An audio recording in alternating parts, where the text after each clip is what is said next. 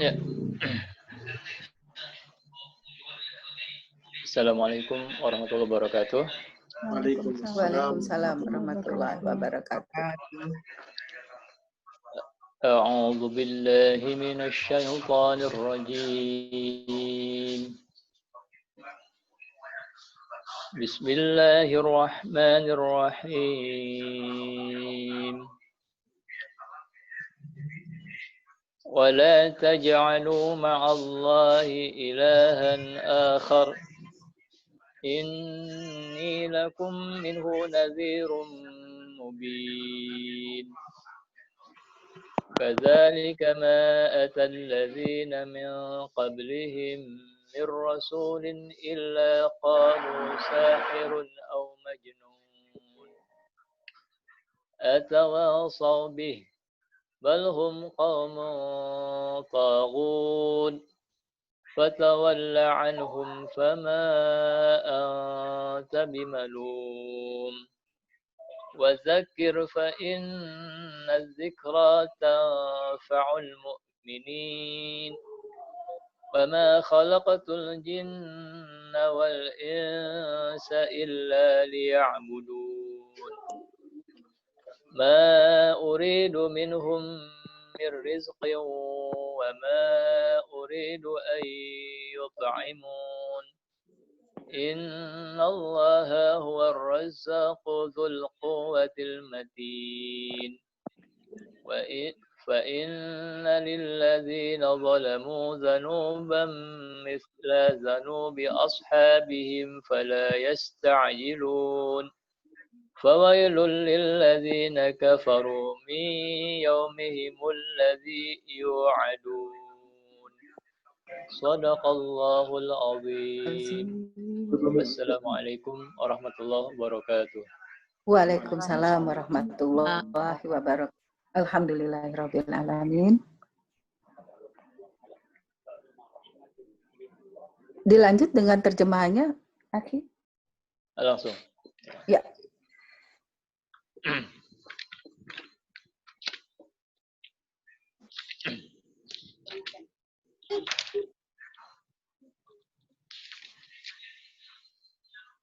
Bismillahirrahmanirrahim. Dan janganlah kamu mengadakan Tuhan yang lain selain Allah. Sungguh aku seorang pemberi peringatan yang jelas dari Allah untukmu. Demikianlah setiap kali seorang Rasul yang datang kepada orang-orang yang sebelum mereka atau kaumnya pasti mengatakan, dia itu pesihir atau orang gila. Apakah mereka saling berpesan tentang apa yang dikatakan itu? Sebenarnya mereka adalah kaum yang melampaui batas. Maka berpalinglah engkau dari mereka dan engkau sama sekali tidak tercela. Dan tetaplah memberi peringatan karena sesungguhnya peringatan itu bermanfaat bagi orang-orang mukmin. Aku tidak menciptakan jin dan manusia melainkan agar mereka beribadah kepadaku. Aku tidak menghendaki rezeki sedikit pun dari mereka dan aku tidak menghendaki agar mereka memberi makan kepadaku.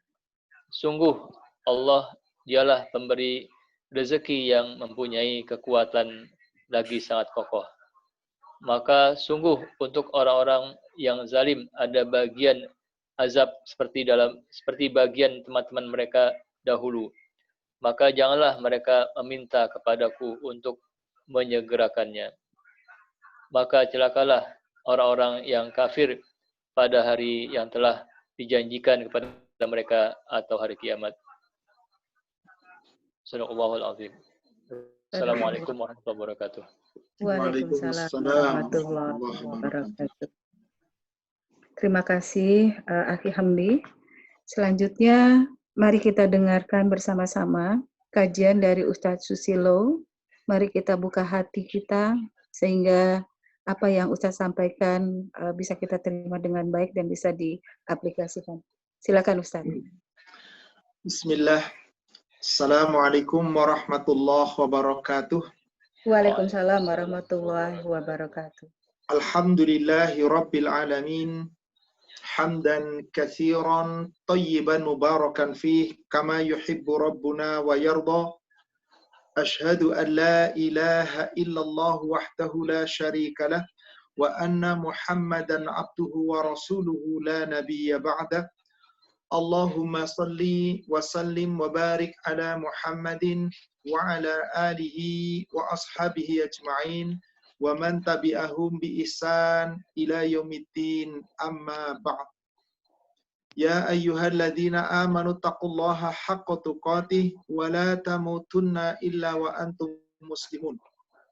Ya ayyuhalladzina amanu taqullaha wa qulu qawlan sadida yuslih lakum a'malakum wa yaghfir lakum dhunubakum wa may yuti'illaha wa rasulahu faqad faza fawzan 'azima. Ma'asyiral muslimin wal muslimat rahimani wa rahimakumullah. Alhamdulillah pada kesempatan siang hari ini ba'da salat zuhur kita sama-sama dipertemukan oleh Allah Subhanahu wa taala dalam silaturahim sebuah kajian, yakni kajian tematik yang insya Allah kita akan membahas berkaitan urusan ibadah. Memang betul seperti yang Ibu pembawa acara katakan, ini masalah yang sangat dasar. Tapi justru yang dasar inilah yang akan menjadi bekal kita nanti di yaumil akhir. Karena urusan ibadah itulah yang nanti akan dipertanggungjawabkan di hadapan Allah. Apakah ibadah kita benar atau tidak? Sudahkah kita ibadah atau belum? Karena apa yang kita raih di dunia dan segala isinya itu tidak pernah akan kita bawa sampai ke nanti yaumil akhir. Akan tetapi ibadah kita, amal kita yang insya Allah benar, itulah yang menjadi bekal terbaik yang akan kita bawa sampai nanti di yaumil akhir. Semoga kita senantiasa bisa istiqomah di atas iman dan takwa dan mampu beramal ibadah sebaik-baiknya dalam rangka mencari karunia Allah, ridha Allah, rahmat Allah, sehingga kita bisa meraih surganya. Salawat serta salam semoga terlimpahkan, tercurahkan kepada Rasulullah Sallallahu Alaihi Wasallam. Semoga tercurah kepada seluruh keluarga, sahabat, dan seluruh pengikutnya hingga yaumil akhir. Baik, kita akan membahas tentang ibadah. Apa sih yang dimaksud ibadah itu? Secara bahasa Arab, ibadah asal kata daripada abid, yakni menghambakan. Maka orang yang menghambakan itu disebut abdun, hamba. Lalu apa itu ibadah? Yaitu penghambaan seorang hamba dalam rangka mendekatkan diri kepada Allah. Itulah makna ibadah kepada secara syar'i. Adapun sering kita menyebut ibadah itu menyembah.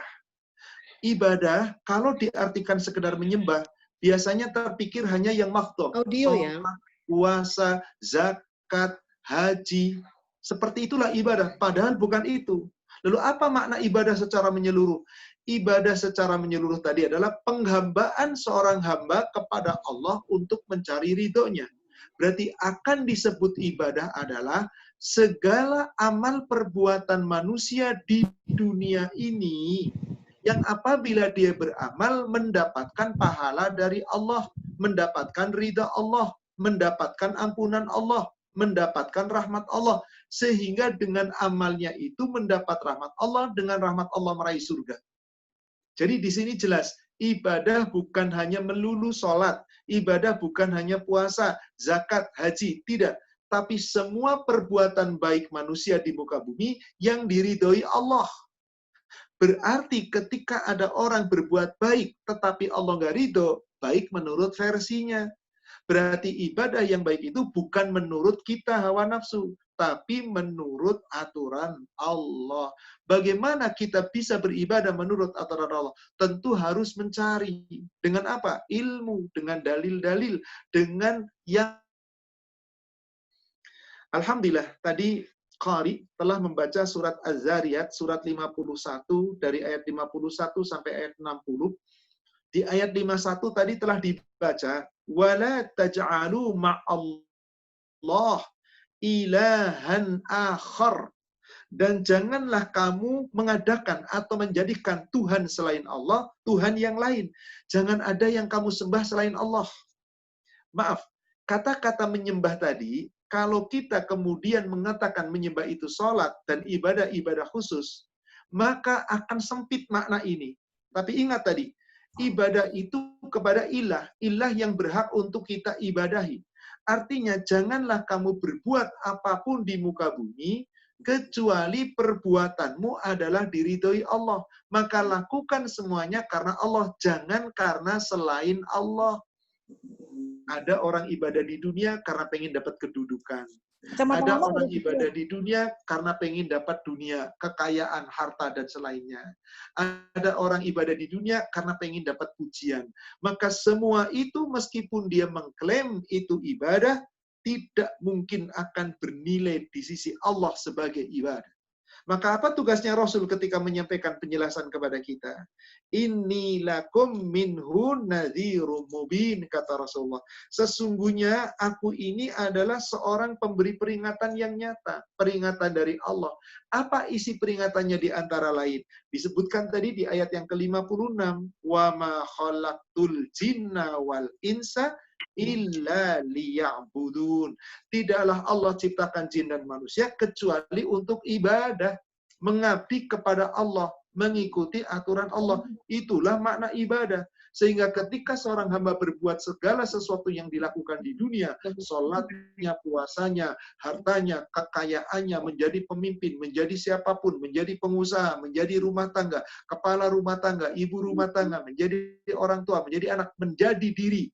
Selama perbuatan yang dilakukan itu, semuanya Allah ridho, itulah yang bernilai ibadah. Ibadah. Maka sungguh Allah Subhanahu wa Ta'ala tidak pernah mengharapkan dari kita sedikit pun. Allah Subhanahu wa Ta'ala tidak mengharapkan apa-apa, kecuali Allah mengharapkan kepada kita bahwasanya Allah Subhanahu wa Ta'ala ingin supaya kita betul-betul taat kepada Allah, dan Allah tidak pernah minta apa-apa dari kita. Di ayat 57-nya dikatakan oleh Allah, setelah ayat 56 mengatakan, tidaklah aku ciptakan jin dan manusia kecuali untuk ibadah. Ma uridu minhum mir rizqin wa ma uridu an yut'imun. Aku sedikit pun tidak minta sedikit pun rizki dari kalian. Aku tidak minta makan, kata Allah. Innallahu wa razzaqu dzul quwwatil matin. Sesungguhnya Allah itulah yang memberi rizki. Allah mempunyai kekuatan yang sangat kokoh. Bagaimana mungkin Allah bergantung kepada makhluk?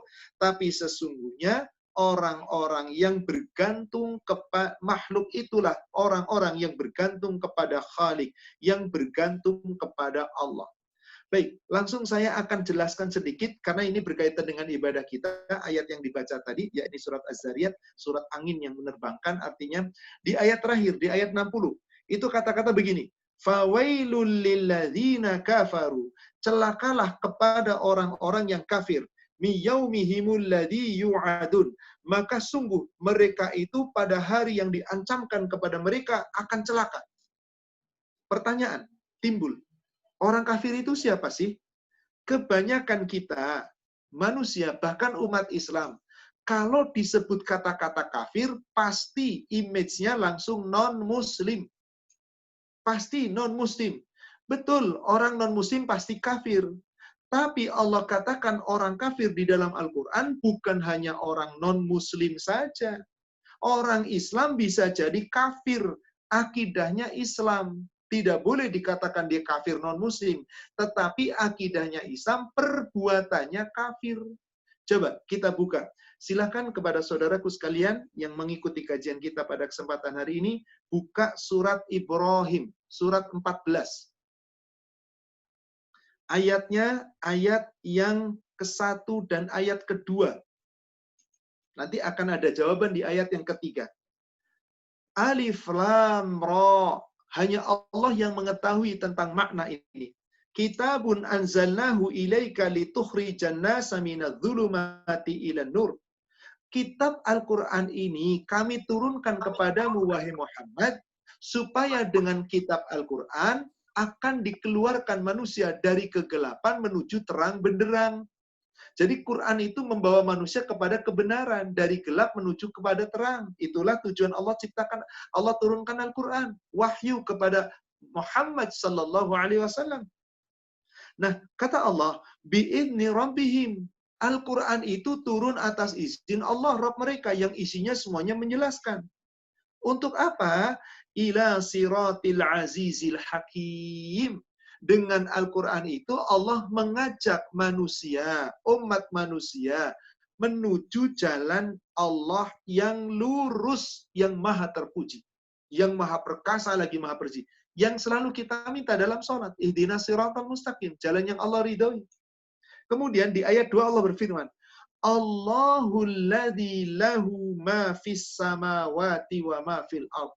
Allah yang miliknya, kepunyaannya seluruh yang ada di langit maupun yang ada di bumi. Wa wailul lil kafirin, dan celakalah bagi orang-orang yang kafir, min adzabin syadid. Nanti mereka akan dapat azab yang sangat pedih. Sama persis tadi di surat Az-Zariyat ayat yang ke-60. Celaka orang-orang yang kafir, bahwasanya nanti pada hari yang diancamkan mereka akan dapat azab yang sangat pedih. Nah, pertanyaan, kalau surat Az-Zariyat tadi ayat penutup ayat 60 sudah berhenti ayatnya. Sekarang kita lihat di surat Ibrahim. Ketika di penghujung ayat 2 mengatakan, celaka orang-orang kafir yang akan dapat azab yang sangat pedih. Coba, saudaraku sekalian seiman yang semoga dirahmati Allah. Siapa yang dimaksud oleh Allah orang kafir tersebut? Non-Muslim atau bisa jadi orang Islam? Perhatikan ayat yang ketiga. Alladzina yastahibbunal hayatad dunya. Orang-orang kafir itu orang-orang yang lebih menyukai, mencintai kehidupan dunia. Alal akhirah, dibandingkan kehidupan akhirat. Wa yasudduna an sabilillah, dan mereka orang-orang yang kafir adalah orang-orang yang menghalang-halangi jalan Allah. Wa yabghunaha iwaja, yang menginginkan jalan Allah yang lurus tadi supaya jadi bengkok. Ulaika fi dhalalim ba'id. Mereka itu orang-orang yang berada di dalam kesesatan yang nyata. Jadi saudaraku seiman yang semoga dirahmati Allah.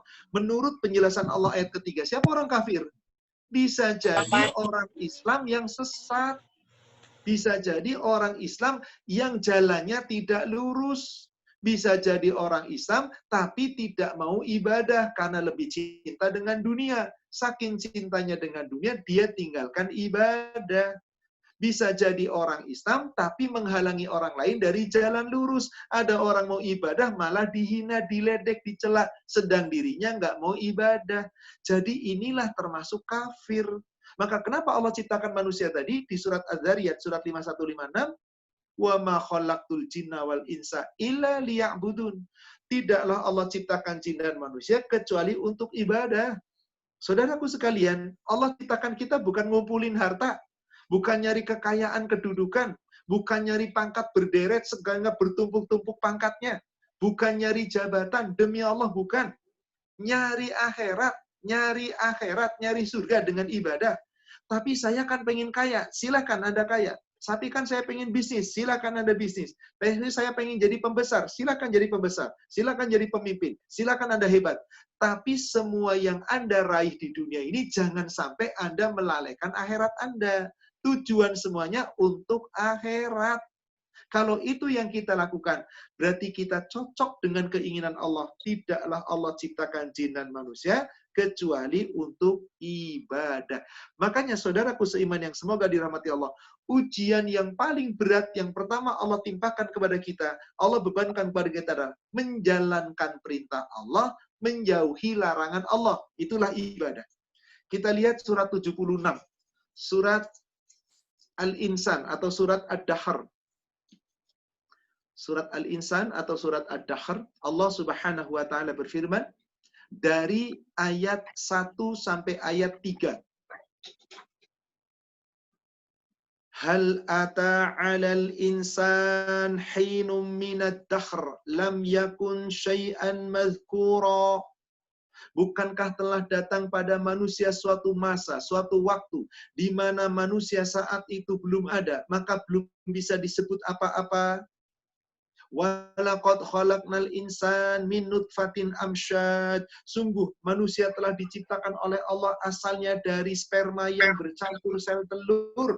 Lalu jadilah kita hidup di dunia. Kenapa Allah ciptakan kita sempurna di dunia? Nabtalihi. Allah hendak menguji kita dengan perintah dan dengan larangan. Maka siapa yang menjalankan perintah Allah, siapa yang meninggalkan larangan Allah, berarti dia ibadah. Tapi kalau tidak menjalankan perintah, tidak meninggalkan larangan, berarti dia hidup sesuka hatinya. Nanti Allah yang akan menilai. Ibadah utama kita itu menjalankan perintah, meninggalkan larangan. Nabtalihi. Maka supaya kita tahu mana perintah, mana larangan, faja'alnahu sami'an basira. Allah memberikan kepada kita pendengaran dan penglihatan. Lalu di ayat 3 Allah katakan, Inna hadainahu sabil. Sesungguhnya kami, maksudnya kami adalah Allah, telah memberikan kepada kamu, hai manusia, ada jalan yang lurus. Allah kasih kita jalan lurus. Imma syakiran wa imma kafura. Tapi ada yang mau bersyukur, ada yang kufur. Ada yang bersyukur, ada yang kufur. Siapa yang bersyukur? Yang mau ibadah kepada Allah. Siapa yang kufur? Kafir tadi. Nggak mau ibadah kepada Allah. Jadi ayat ini jelas, wahai saudaraku seiman yang semoga dirahmati Allah. Pengertian kafir tidak hanya untuk orang non-muslim. Bisa jadi untuk orang Islam, tapi tidak mau taat kepada Allah. Maka wajib kita ibadah. Dan yang akan dinilai oleh Allah dari manusia adalah bukan siapa yang paling banyak hartanya, siapa yang paling tinggi kedudukannya, siapa yang paling hebat karyanya. Bukan. Apanya? Lihat surat 67. Surat Al-Mulk ayat yang kedua. Alladzi khalaqal mauta wal hayat. Allah adalah zat yang menciptakan kematian kita dan yang menciptakan kehidupan kita. Liyabluwakum ayyukum ahsanu amala. Supaya Allah menguji kamu. Dengan apa?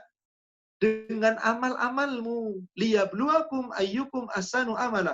Allah hendak menguji kamu. Siapa yang amalnya paling baik. Jika amalnya paling baik dalam rangka mengharap ridha Allah, berarti ibadahnya baik. Jika amalnya baik tapi nggak mendapat ridha Allah, yang nggak dianggap ibadah. Apalagi yang tidak mau beramal. Na'udzubillah, summa na'udzubillah. Baik, saudaraku sekalian yang semoga dirahmati Allah. Sekarang kita akan bahas tentang pentingnya ibadah. Dan ibadah itu senantiasa karena Allah yang memerintahkan kepada kita, maka di dalam menjalankan perintah Allah itu kita dipanggil oleh Allah. Silahkan kita buka surat 24.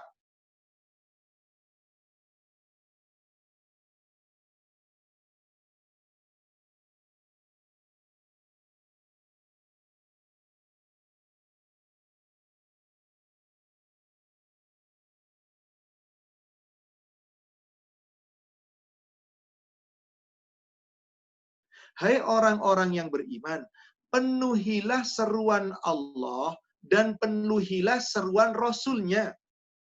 Kapan kita penuhi seruan Allah dan Rasul? Idza da'akum. Apabila Allah melalui Rasul-Nya memanggil kamu, menyeru kamu. Coba, bukankah setiap ibadah itu diperintah Allah? Salat terutama yang selalu terdengar. Hayya 'alas shalah, mari salat.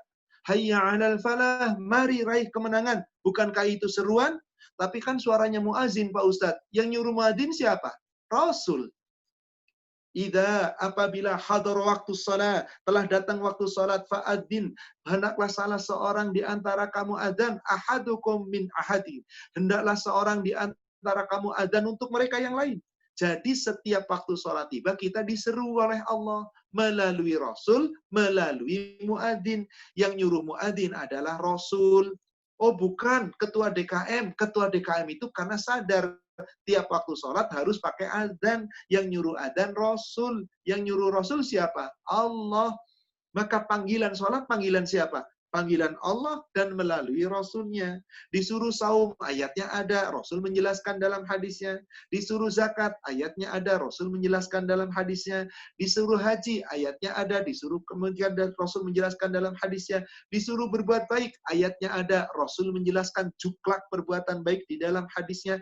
Berarti apapun yang dipanggil Allah dan Rasul, kita jalankan dengan baik, bernilai ibadah. Untuk apa ibadah yang kita lakukan? lima yuhyikum, untuk memberikan kehidupan bagi kamu. Pertanyaan saya, saudaraku seiman yang semoga dirahmati Allah, kehidupan yang sebenarnya itu ada di mana? Jika ada yang mengatakan kehidupan sebenarnya adalah kehidupan di dunia, keliru besar.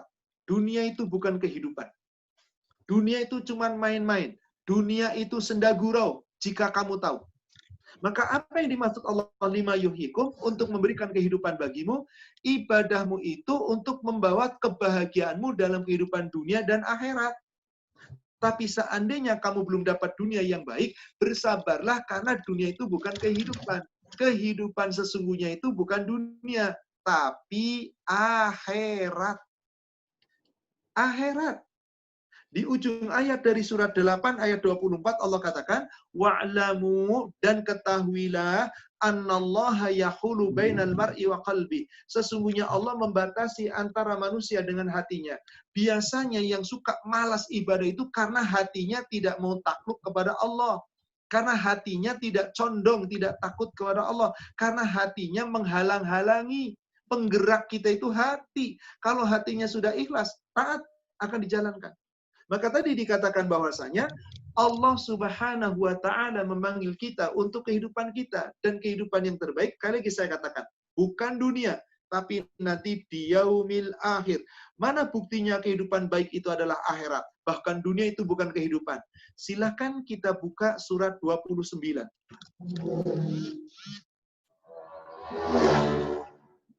Silakan kita buka surat 29. Lihat ayat 64. Wa ma hadhil hayatud dunya illa lahu wa la'ib. Dan tidaklah kehidupan dunia itu melainkan senda gurau, main-main. Cuman sementara aja senda gurau, main-main. Kayak orang main-main aja, kayak orang senda gurau aja. Contohnya, ketika bapak ibu di rumah tangga agak runyam, banyak masalah, nggak segera diselesaikan, ribut terus. Tiba-tiba keluar reuni, ketemu teman, bercanda dengan teman, selama 2 jam di luar, ditraktir, makan bersama, senda gurau. Kira-kira masalah di rumah tangga lupa nggak? Lupa. Kenapa? Karena lagi senda gurau di luar. Karena lagi main-main dengan teman-teman di luar. Coba pulang lagi ke rumah, bagaimana ketika masalah belum selesai? Manyun lagi. Seperti itulah Allah mengibaratkan dunia. Cuman main-main. Senda gurau, senang sesaat, gembira sesaat, sukacita sesaat. Tapi maaf, jangan bikin masalah untuk kehidupan akhirat Anda. Kenapa? Karena kehidupan akhirat itu, itulah kehidupan yang sesungguhnya. Coba lanjutan ayatnya. Wa inna daral akhirata lahiyal hayawan. Dan sesungguhnya kehidupan akhirat, itulah kehidupan yang sesungguhnya. Laukanu ya'lamun, sekiranya mereka mengetahui. Jadi apa yang dimaksud surat 8 ayat 24, bahwasanya kita wajib mengikuti seruan Allah dan Rasul, wajib ibadah sesuai dengan perintah Allah dan contoh Rasul, karena memang dengan ibadah kita untuk kehidupan kita. Dan kehidupan yang terutama adalah kehidupan di akhirat. Meskipun ibadah untuk kehidupan dunia dan akhirat kita. Tapi jika belum dapat di dunia, bersabarlah untuk bisa meraih kehidupan akhirat. Maka insya Allah, saudaraku seiman yang semoga dirahmati Allah, jika kita disuruh Allah, disuruh Rasul, kemudian menjalankan, berarti Anda benar. Tapi kalau Anda dipanggil Allah dan Rasul tidak menjalankan, maka sesungguhnya Anda dusta. Anda adalah orang munafik yang mendengar tetapi seakan-akan tidak mendengar. Sesungguhnya dia mendengar, tapi seakan-akan tidak mendengar. Karena nggak mau menjalankan. Maka diibaratkan oleh Allah. Coba di surat yang sama, surat 8, naik ke ayat 21-nya. Naik ke ayat 21-nya. Bagaimana Allah berfirman di ayat tersebut? Wala takunu kalladzina qalu sami'na. Janganlah sekali-kali kamu seperti orang munafik yang mereka mengatakan kami mendengar. Dengar tuh ada adzan, dengar tuh ada perintah Allah, dengar tuh ada aturan Allah, mendengar secara pendengaran telinga. Tapi apa kata Allah? Wahum la yasma'un. Sesungguhnya mereka tidak mendengar. Meskipun mendengar tapi tidak menjalankan, nggak mau ibadah, nggak mau berbuat baik, maka sesungguhnya dia diibaratkan tidak mendengar. Siapa mereka? Bayangkan, Allah kategorikan mereka adalah orang-orang munafik. Orang-orang munafik. Maka saudaraku seiman yang semoga dirahmati Allah, siapa yang disuruh Allah dan Rasul-Nya mengerjakan seruan itu berarti bernilai ibadah. Dia pasti akan berbahagia. Tapi siapa yang diberikan oleh Allah seruan, disampaikan oleh Rasul perintah, tapi tidak menjalankan seruan itu, na'udzubillah, nanti di yaumil akhir tidak bakal bisa menebus dosanya meskipun dengan dunia yang dia miliki seluruhnya. Lihat surat 13, surat Ar-Ra'du. Surat 13, surat Ar-Ra'du, ayat 18.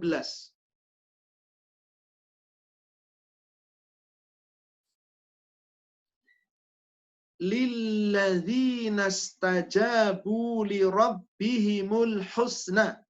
Bagi orang-orang yang memenuhi seruan Tuhan mereka. Seruan Allah, apa itu diantaranya? Salat, azan. Yang diseru, yang kita panggil, yang kita dengar 5 kali dalam sehari itu azan. Itu seruan Allah. Penuhi, pasti dibalas dengan kebaikan. Pasti dibalas dengan baik. Balasan yang baik, yakni surga. Lalu bagaimana ada orang mendengar seruan Allah, panggilan Allah, tapi tidak mau mengikuti seruan?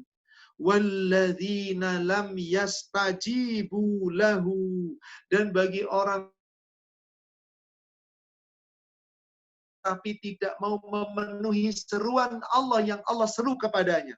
Lau anna lahum ma fil ardi jami'a.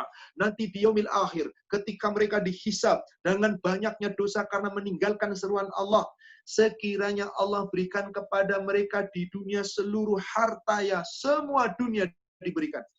Wa mithlahu ma'ahu. Semisal lagi dengan dunia dan seisinya diberikan lagi. Ada satu dunia Allah berikan semua, ada satu lagi dunia Allah berikan semua, seakan-akan 2 dunia digenggam hanya untuk dirinya sendiri.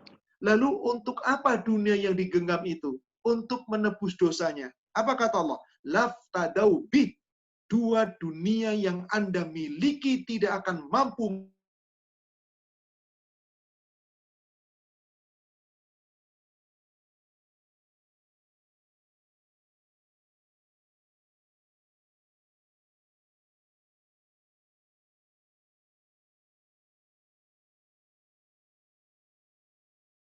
neraka jahanam. Wabi'sal mihad. Itulah seburuk-buruk tempat kembali, tempat istirahat. Yakni tempat kediaman bukan dinikmati di surga, tapi di neraka. Kenapa? Di dunia tidak menjalankan perintah Allah. Maka bagaimana sih menjalankan perintah Allah itu? Yang paling utama dari seluruh ibadah itu, awali dari sholat yang benar. Sebab dengan sholatmu dan perbuatan baikmu, dosa-dosa Allah akan gugurkan. Itu peringatan Allah jika kita mau taat. Surat 11 ayat 114.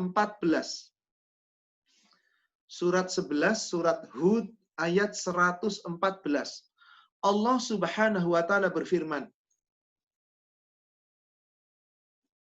Aqimis shalah tarafayin nahar wa zulafam minal lail. Dirikanlah sholat di kedua tepi waktu siang, pagi, dan petang, dan di permulaan awal malam. Apa itu waktu tepi siang? Yaitu pagi, sholat subuh. Apa itu waktu siang? Sholat duhur. Apa itu petang, tepi sore? Yaitu petang, sholat asar. Apa itu sholat di permulaan awal malam? Sholat maghrib dan isya. Dirikan sholat fardu 5 waktu. Kalau kamu sudah berbuat baik dalam sholatmu, maka kemudian iringi dengan perbuatan baik yang lain. Innal hasanat yudhibnas sayyiat. Sesungguhnya perbuatan baikmu yang diawali dengan sholatmu dijaga, lalu perbuatan baikmu dijaga, menghapuskan dosa-dosamu. Dzalika dzikra lidzakirin.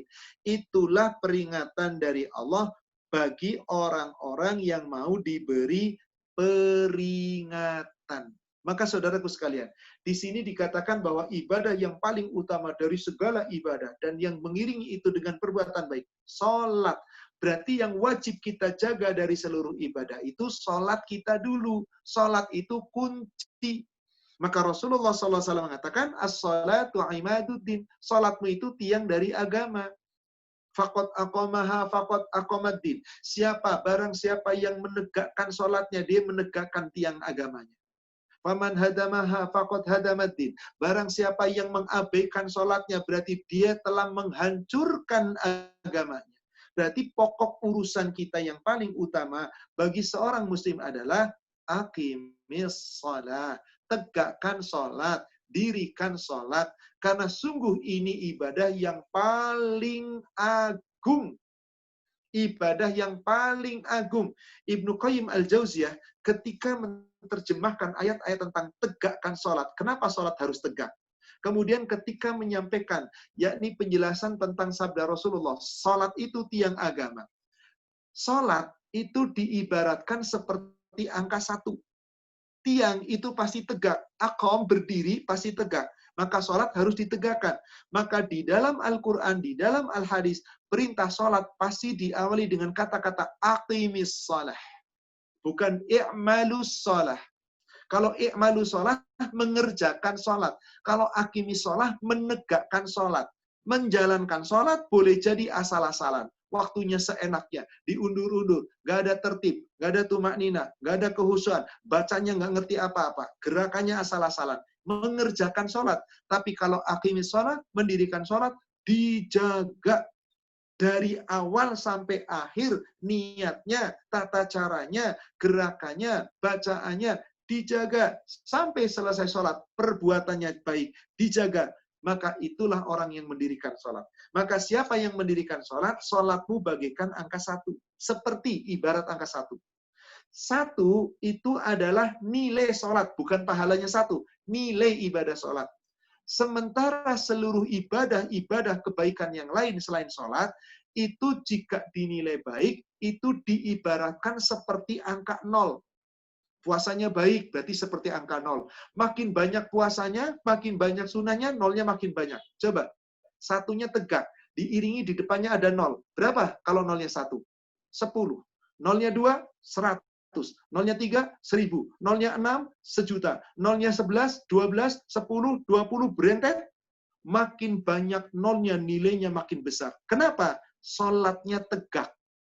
Sekarang, sholatnya ngawur. Sholatnya diabaikan, sholatnya cuma sejumat sekali, sholatnya cuma Idul Fitri, Idul Adha sekali.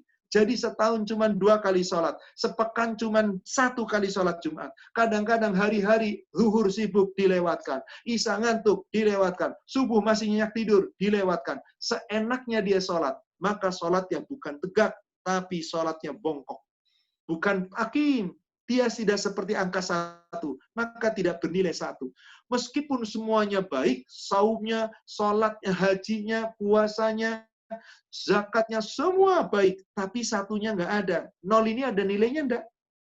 Tak bernilai. Maka supaya sholat kita bernilai, baik di hadapan Allah, mari kita ikuti contoh Nabi kita Muhammad sallallahu alaihi wasallam. Dengan kita mengikuti tata cara ibadah beliau, insya Allah kita beruntung. Kita buka surat 24. Kita buka surat 24. Ayat 52. Ayat 52. Wa may yuti'illaha wa rasulahu wa yakhshallah. Dan barang siapa yang mentaati Allah dan siapa yang mentaati Rasulnya dan betul-betul hanya takut kepada Allah, wa yattaqhi, dan bertakwa betul-betul kepadanya saja, faulaika humul faizun. Mereka itu orang-orang yang akan mendapatkan kemenangan. Allah loh yang berjanji, mereka dapat kemenangan. Maka orang yang benar-benar beriman dan mengaku beriman, kalau diperintah mengikuti Allah dan Rasulnya, dalam beramal ibadah mengikuti contoh Rasulnya, di dalam segala urusan mengikuti hukum Allah dan Rasulnya, jawabannya cuma 1. Sami'na wa ato'na. Kami mendengar, kami mengetahui. Coba naik ke ayat sebelumnya, ayat 51. Innama kana qaulal mu'minin idza du'u ila Allahi wa rasulihi. Sesungguhnya hanyalah jawaban orang-orang yang beriman, ucapan orang-orang yang sebenar-benarnya iman, yang taat pada Allah dan Rasul. Apabila mereka du'u, dipanggil, diseru, diajak untuk kepada Allah, mengikuti syariat Allah, perintah Allah, aturan Allah, wa rasulihi, dan mengikuti Rasulnya, liyahkuma bainahum, supaya Rasul senantiasa menetapkan hukum dalam urusan di antara mereka. Hukum ibadah, hukum muamalah, hukum salat, semua hukum dari Rasulullah. Dan itu semua dari Allah. Kalau Rasul sudah menetapkan hukumnya, apa yang harus kita katakan? Ayyakulu, hendaklah orang-orang beriman itu berkata, katakan satu kalimat. Sami'na wa ata'na. Kami mendengar, kami mentaati. Ini perintah Allah, ini aturan Rasul. Kami akan dengarkan dan kami akan taati. Kalau itu kita lakukan, wa ulaika humul muflihun. Mereka itulah orang-orang yang beruntung. Beruntung adalah orang yang akan dicintai oleh Allah. Bagaimana cara kita bisa dicintai oleh Allah? Apapun yang kita lakukan di dalam amal ibadah kita, ikuti contoh Rasul. Surat Ali Imran, surat 3, ayat 31. Surat 3, surat Ali Imran, ayat 31. Allah Subhanahu wa Ta'ala berfirman, Qul, katakanlah, wahai Muhammad, in kuntum tuhibbunallah, jika kalian benar-benar mencintai Allah, fattabi'uni, hendaklah kamu mengikuti aku. Allah perintahkan kepada kita umat Islam, umatnya Nabi Muhammad sallallahu alaihi wasallam, jika kita mengklaim cinta sama Allah dan kita ingin dicintai oleh Allah, Allah perintahkan ikuti Muhammad sallallahu alaihi wasallam. Itu Rasulmu. Rasul mengatakan, fattabi'uni, ikuti aku. Karena Allah yang nyuruh. Aku di sini bukan ustadz, bukan kiai, bukan ulama. Rasul yang sedang mengatakan itu Rasul. Maka di dalam kurung katakanlah ada tanda Muhammad. Karena memang ayat ini turun ketika Rasul masih hidup. Rasul disuruh menyampaikan kepada sahabatnya. Kita sekarang nggak ketemu Rasul. Kita nggak dengar suara Rasul. Tapi bayangkan saat kita menerima ayat ini. Qul, katakanlah Muhammad, in kuntum tuhibbunallah, jika kalian semuanya mengakui betul-betul cinta sama Allah, bayangkan seandainya yang sedang bicara di hadapan kita adalah Rasul. Seakan-akan kita mendengar langsung. Pasti kita akan hatinya tergetar. Apa yang diperintahkan? Ikuti aku. Ikuti Rasul. Kalau kamu mengikuti sunnah Rasulnya, contoh Rasulnya, perbuatan Rasulnya, ibadah sesuai dengan apa yang dilakukan Rasulnya, yuhbibkumullah, niscaya Allah akan mencintai kamu. Wa yaghfir lakum dzunubakum, niscaya kalau Allah sudah mencintaimu, Allah akan mengampuni dosa-dosamu. Wallahu ghafurur rahim, maka sungguh Allah itu zat yang maha pengampun, lagi maha penyayang. Bapak, Ibu, saudaraku seiman yang semoga dirahmati Allah. Melalui ayat-ayat tadi, saya rasa cukup mewakili betapa pentingnya kita ibadah. Betapa mutlak kita wajib ibadah. Menghambakan diri hanya kepada Allah, tidak boleh kepada selain Allah. Tujuan hidup orang beriman itu adalah satu, akhirat. Dunia bukan kehidupan. Dunia main-main. Tapi bukan berarti kita nggak boleh sukses, kita nggak boleh kaya, kita nggak boleh jadi pejabat, kita nggak boleh jadi menteri, jadi gubernur, jadi petinggi. Bukan. Tapi jadikan semua yang kita dapatkan di dunia sarana untuk kita ibadah kepada Allah, mendekat kepada Allah, supaya Allah ridho. Dan amal ibadah kita, kunci utamanya adalah sholat. Supaya sholat kita benar, sholat kita harus diawali dengan ilmu. Tahu dulu ilmunya. Silakan, sekarang kita akan membahas tentang khusus tentang sholat, kemudian bagaimana supaya sholat kita sah, supaya sholat kita benar.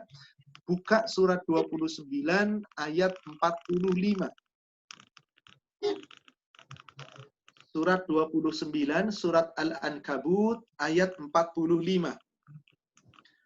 Allah Subhanahu wa Ta'ala berfirman,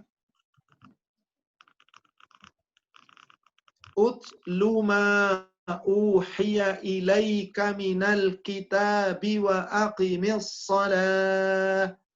Bacalah apa yang telah kami wahyukan kepadamu, wahai Muhammad, di dalam kitab, dari kitab yakni Al-Quran. Dan kemudian setelah kamu membaca Quran, membaca kitab, membaca keterangan di dalam Al-Quran, aqimis shalah, dan dirikan salat. Ternyata di ayat ini, Allah tidak langsung perintah kita salat, kecuali Allah perintah kita baca Quran dulu. Apa maksudnya berarti? Orang sholat itu harus bisa baca Quran. Yakni bacaan Qurannya benar, tartil. Karena di dalam sholat yang dibaca adalah Al-Quran. Wajib kita baca dengan baik. Kalau belum bisa baik, belajar, berusaha. Jangan sampai Anda belum bisa baca Quran dengan baik. Nanti ditanya Allah, Anda punya kedudukan, punya gelar sarjana, S1, S2, S3, profesor, doktor, ahli, dan segala-galanya. Tapi kenapa baca Quran Anda nggak bisa? Itu semua demi Allah akan dipertanggungjawabkan. Jangan ada kata-kata, Ustadz umur saya sekarang udah 60 Ustadz, sudah 50 Ustadz, sudah di atas 40 Ustadz. Dulu Rasulullah Sallallahu Alaihi Wasallam mendapatkan wahyu pertama kali umur 40. 13 tahun di Mekah, Rasulullah SAW diajarkan Al-Quran kira-kira sekitar 4-5 juz. Usia 53 tahun, beliau hijrah ke Madinah. Di Madinah selama hampir 10 tahun, beliau mendapatkan wahyu sekitar 25 juz. Di usia sudah di atas 50. Apa beliau mengeluh, saya udah tua, udah lemot? Tidak. Jangan ada kata keluhan. Setiap hari bisa, semampunya. Karena sholat itu diawali dengan baca Quran. Disuruh Allah begitu. Utslu ma uhiya ilaika minal kitab. Baca dengan dipahami. Utslu. Bukan cuma iqra. Baca, dibaca, tutup. Tidak. Dibaca sambil ditelaah, dipahami, ditadaburi, dipelajari. Sehingga kita paham apa yang kita baca dalam sholat, apa maknanya, apa artinya. Insya Allah nanti di luar sholat Anda akan baik. Coba perhatikan lanjutan ayatnya tadi. Setelah kita diperintahkan membaca Quran, mentadaburi Quran, lalu dirikan sholat, apa jaminan Allah? Orang yang mendirikan sholat sesuai dengan kitabullah. Inna sholata tanha 'anil fahsya'i wal munkar. Sesungguhnya sholatmu yang betul-betul kamu dirikan, berlandaskan kitabullah tadi, benar-benar mencegah dirimu dari perbuatan keji dan mungkar. Wala dzikrullahi akbar. Dan sungguh ibadah salat itu adalah ibadah yang paling besar. Ibadah yang nilainya paling utama, yang tadi diibaratkan imad, tegaknya agama dengan salat. Wala dzikrullahi akbar. Maka Allah katakan, wallahu ya'lamu ma tasnaun. Dan Allah tahu apa yang mereka perbuat. Jadi bagaimana tolok ukur kita salatnya diterima oleh Allah? Lihat perbuatan kita di luar salat. Mulutnya masih suka dusta nggak? Masih suka menghibah nggak? Masih suka mencela nggak? Masih ngomongnya kotor, jorok apa nggak? Matanya lihat, suka melihat sesuatu yang haram apa enggak? Lihat langkah kakinya, kemana langkahnya? Lihat perbuatan tangannya, apa yang diperbuat? Apa isi hatinya? Kalau semua perbuatan kita baik di luar sholat, tanda Anda sholatnya benar. Kalau Anda ternyata di luar sholat, perbuatannya masih nyeleneh, berarti sholatmu belum mencegah diri dari perbuatan mungkar. Berarti ada yang keliru dari sholat kita. Maka sholat yang paling benar itu sholat yang mengikuti siapa? Sholat yang mengikuti tadi, contoh nabinya. Maka agar kita dicintai Allah, ikuti Rasul. Bagaimana cara sholatnya Rasul? Ini yang akan kita bahas. Tentu, tidak mungkin kita tiba-tiba langsung sholat. Karena sholat itu ada syaratnya. Di dalam surat Al-Ma'idah, surat 5, ayat yang ke-6, silakan kita buka. Surat 5, ayat yang ke-6, Allah Subhanahu wa Ta'ala berfirman. Di awal ayat saja, karena ayat ini cukup panjang, saya akan pelajari dulu di awal ayat. Ya ayyuhalladzina amanu idza qumtum ilas shalah. Wahai orang-orang yang beriman, apabila kamu hendak sholat, apa yang Allah perintahkan? Faghsilu wujuhakum. Hendalah kamu cuci, wajah kamu cuci, kamu basuh wajahmu. Wa aydiyakum ilal marafiq. Cuci kedua tanganmu sampai sikumu. Kanan kiri sampai siku. Wamsahu biru'usikum. Usap kepalamu. Wa arjulakum ilal ka'bain. cuci kedua kakimu sampai dua mata kaki. Ayatnya jelas sekali. La salata liman lam yatawaddo. Tidak sempurna salat seseorang jika salatnya tidak diawali dengan wudu. La wudu'a, tidak sempurna wudu seseorang hatta yasbighil wudu, sampai mereka menyempurnakan wudunya. Jadi ada orang sholatnya bagus kayak apa? Nggak diawali dengan wudu, ya nggak terima sholatnya. Ada orang wudu asal-asalan, nggak dibaguskan, ya wudunya nggak sah, sholatnya pun jadi nggak sah. Maka sempurnakan wudu. Ayatnya tadi jelas.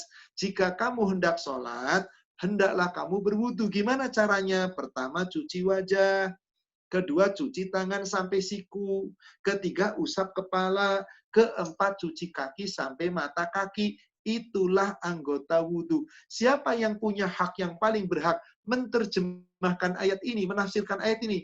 Tidak lain, tidak bukan Rasulullah Shallallahu Alaihi Wasallam. Bagaimana Rasulullah menafsirkan ayat perintah wudu ini? Mari kita pelajari. Tidak ada di dalam Al-Quran, tapi adanya di dalam hadis.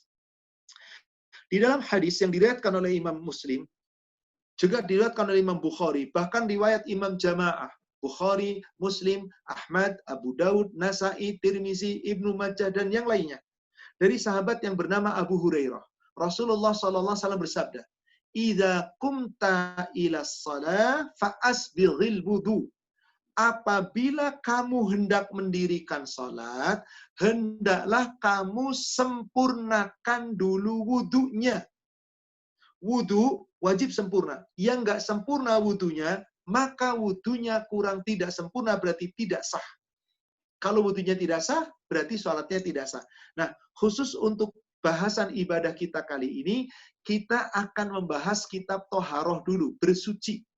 Dari wudu, nanti mandi janabah bagaimana, nanti tayamum pengganti wudu dan pengganti mandi bagaimana. Kita awali dulu dari wudu. Rasulullah Shallallahu Alaihi Wasallam di dalam hadis yang diriwayatkan oleh Imam Muslim dan juga diriwayatkan oleh Imam Bukhari dari Humran, yakni Maula Utsman ibnu Affan. Di saat Utsman bin Affan minta diambilkan air, kemudian Utsman bin Affan berwudu. Bagaimana cara wudunya? Yang ternyata wudunya Utsman itu adalah menyerupai wudunya Rasulullah Sallallahu Alaihi Wasallam. Kemudian apa yang terjadi? Pertama, faghasala kaffaihi thalatha marrat. Utsman bin Affan ketika berwudu mencuci tangannya 3 kali. Jadi ambil air, diletakkan di tangan, cuci tangan 3 kali. Thalatha marrat. Terus dicuci dulu tangannya. Kemudian setelah itu summa tamad madha wastanshaq wastansar. Kemudian beliau mengambil air untuk berkumur-kumur dan menaikkan air ke hidung. Ambil air, mulutnya menghirup, hidungnya ikut menghirup, kumur-kumur dibuang, istinsar dihembuskan. Itulah wudunya Rasul. Maaf. Bukan begini. Ada orang wudu 3 kali lalu ditowel hidungnya. Dalilnya nggak ada. Perbuatan Rasul adalah ambil air, ambil untuk mulut, untuk kumur-kumur, hidungnya nyedot. Tapi tidak kencang-kencang, nanti akan naik. Tapi sekedar dihirup. Lalu dihembuskan. Istinsyak adalah menaikkan air ke hidung, istinsar adalah mengeluarkan air dari hidung. Seperti orang membuang ingus. Inilah cara wudu Rasul. Dan Rasulullah Shallallahu Alaihi Wasallam perintahkan kita agar bersungguh-sungguh. Apa kata Rasulullah dalam hadis yang diriwayatkan oleh Imam Ibnu Sabirah, Lakit bin Sabirah, hadis yang diriwayatkan oleh Imam 4, Abu Daud, Nasa'i, Tirmizi, dan juga Ibnu Khuzaimah. Lakit bin Sabirah mengatakan, Rasulullah Shallallahu Alaihi Wasallam telah bersabda. Apa kata Rasulullah? Bab tentang wudu. Wa khallal bainal asabi wa balagh fi istinashaq. Hendaklah kamu selat-selati tali tangan-tangan, selat-selati kaki-kaki, dan bersungguh-sungguh kamu supaya menaikkan air ke hidung. Rasul perintahkan, jangan cuma ditowel ujungnya, naikkan air ke hidung. Karena memang seperti itu. Siapa yang menyempurnakan wudunya, nanti apa kata Rasulullah? Dalam hadis yang diriwayatkan oleh Imam Bukhari Muslim, dalam lafaz Imam Muslim, dari Abu Hurairah, Rasulullah Shallallahu Alaihi Wasallam bersabda, Inna ummati ya'tuna yawmal qiyamah gharama hajjalaini minal athni al-wudu'. Sesungguhnya umatku nanti pada hari kiamat, wajahnya, tubuhnya akan cemerlang karena bekas air wudunya. Faman asta'a minkum ayyatila azmatan falyaf'al. Barang siapa di antara kamu yang ingin melebihkan anggota wudunya, lakukan. Jadi di sini Rasulullah SAW perintahkan kepada kita supaya membaguskan wudu, bahkan kalau perlu dilebihkan dari anggota wudu.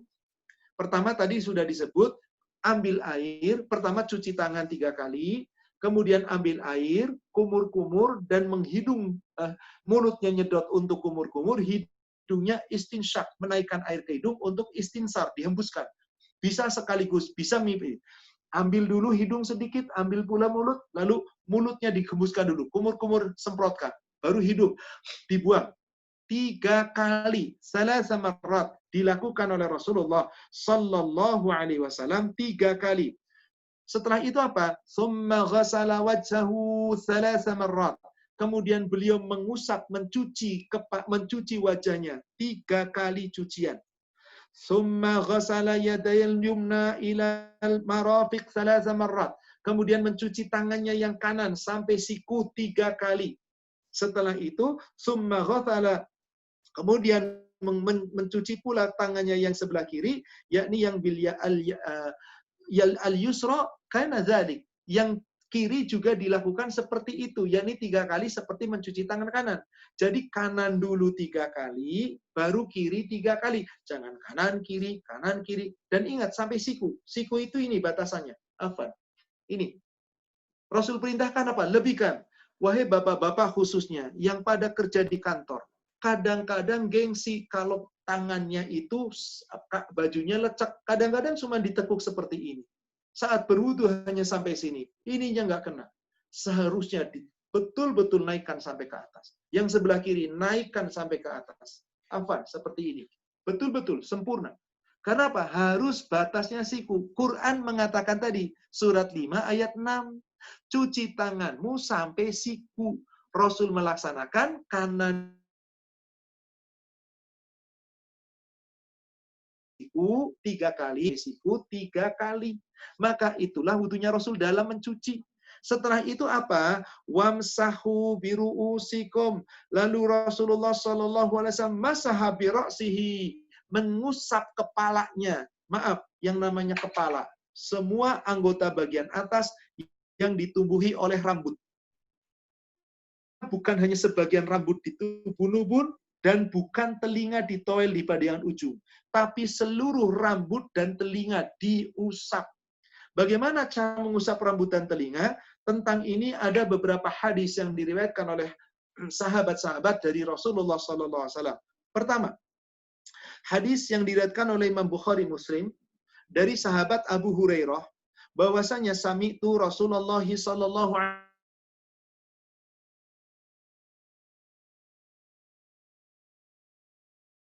sesungguhnya umatku apabila nanti datang kepada hari kiamat akan cemerlang bekas air wudunya, maka Rasul perintahkan cemerlangkan wudumu. Bagaimana cara merentangkan wudunya? Riwayat Imam At-Tirmizi dari Ali bin Abi Thalib, semoga Allah meridhoinya, Rasulullah Shallallahu Alaihi Wasallam, beliau apabila dalam keadaan mengusap kepala, bagaimana caranya? Wa masaha bi ra'sihi wahidatan, akhrajahu Abu Dawud. Mengusap kepala hanya 1 kali, diusap semua kepala 1 kali, bukan 3 kali, bukan begini 3 kali, ambil air dicuik-cuik 3, 1 kali. Ini hadis yang paling sahih pada bab ini. Bal qala At-Tirmizi berkata, innahu ashahu syai'un fil bab. Mengusap kepala 1 kali adalah hadis yang paling sahih pada bab wudu. Bukan 3 kali, tapi 1 kali. Bagaimana caranya? Lihat kemudian berikutnya.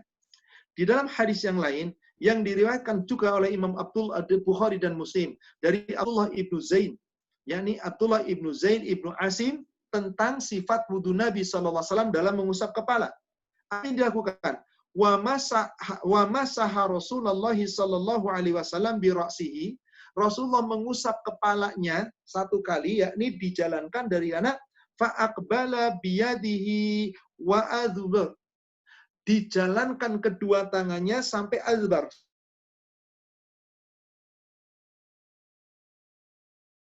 Jadi bagaimana caranya?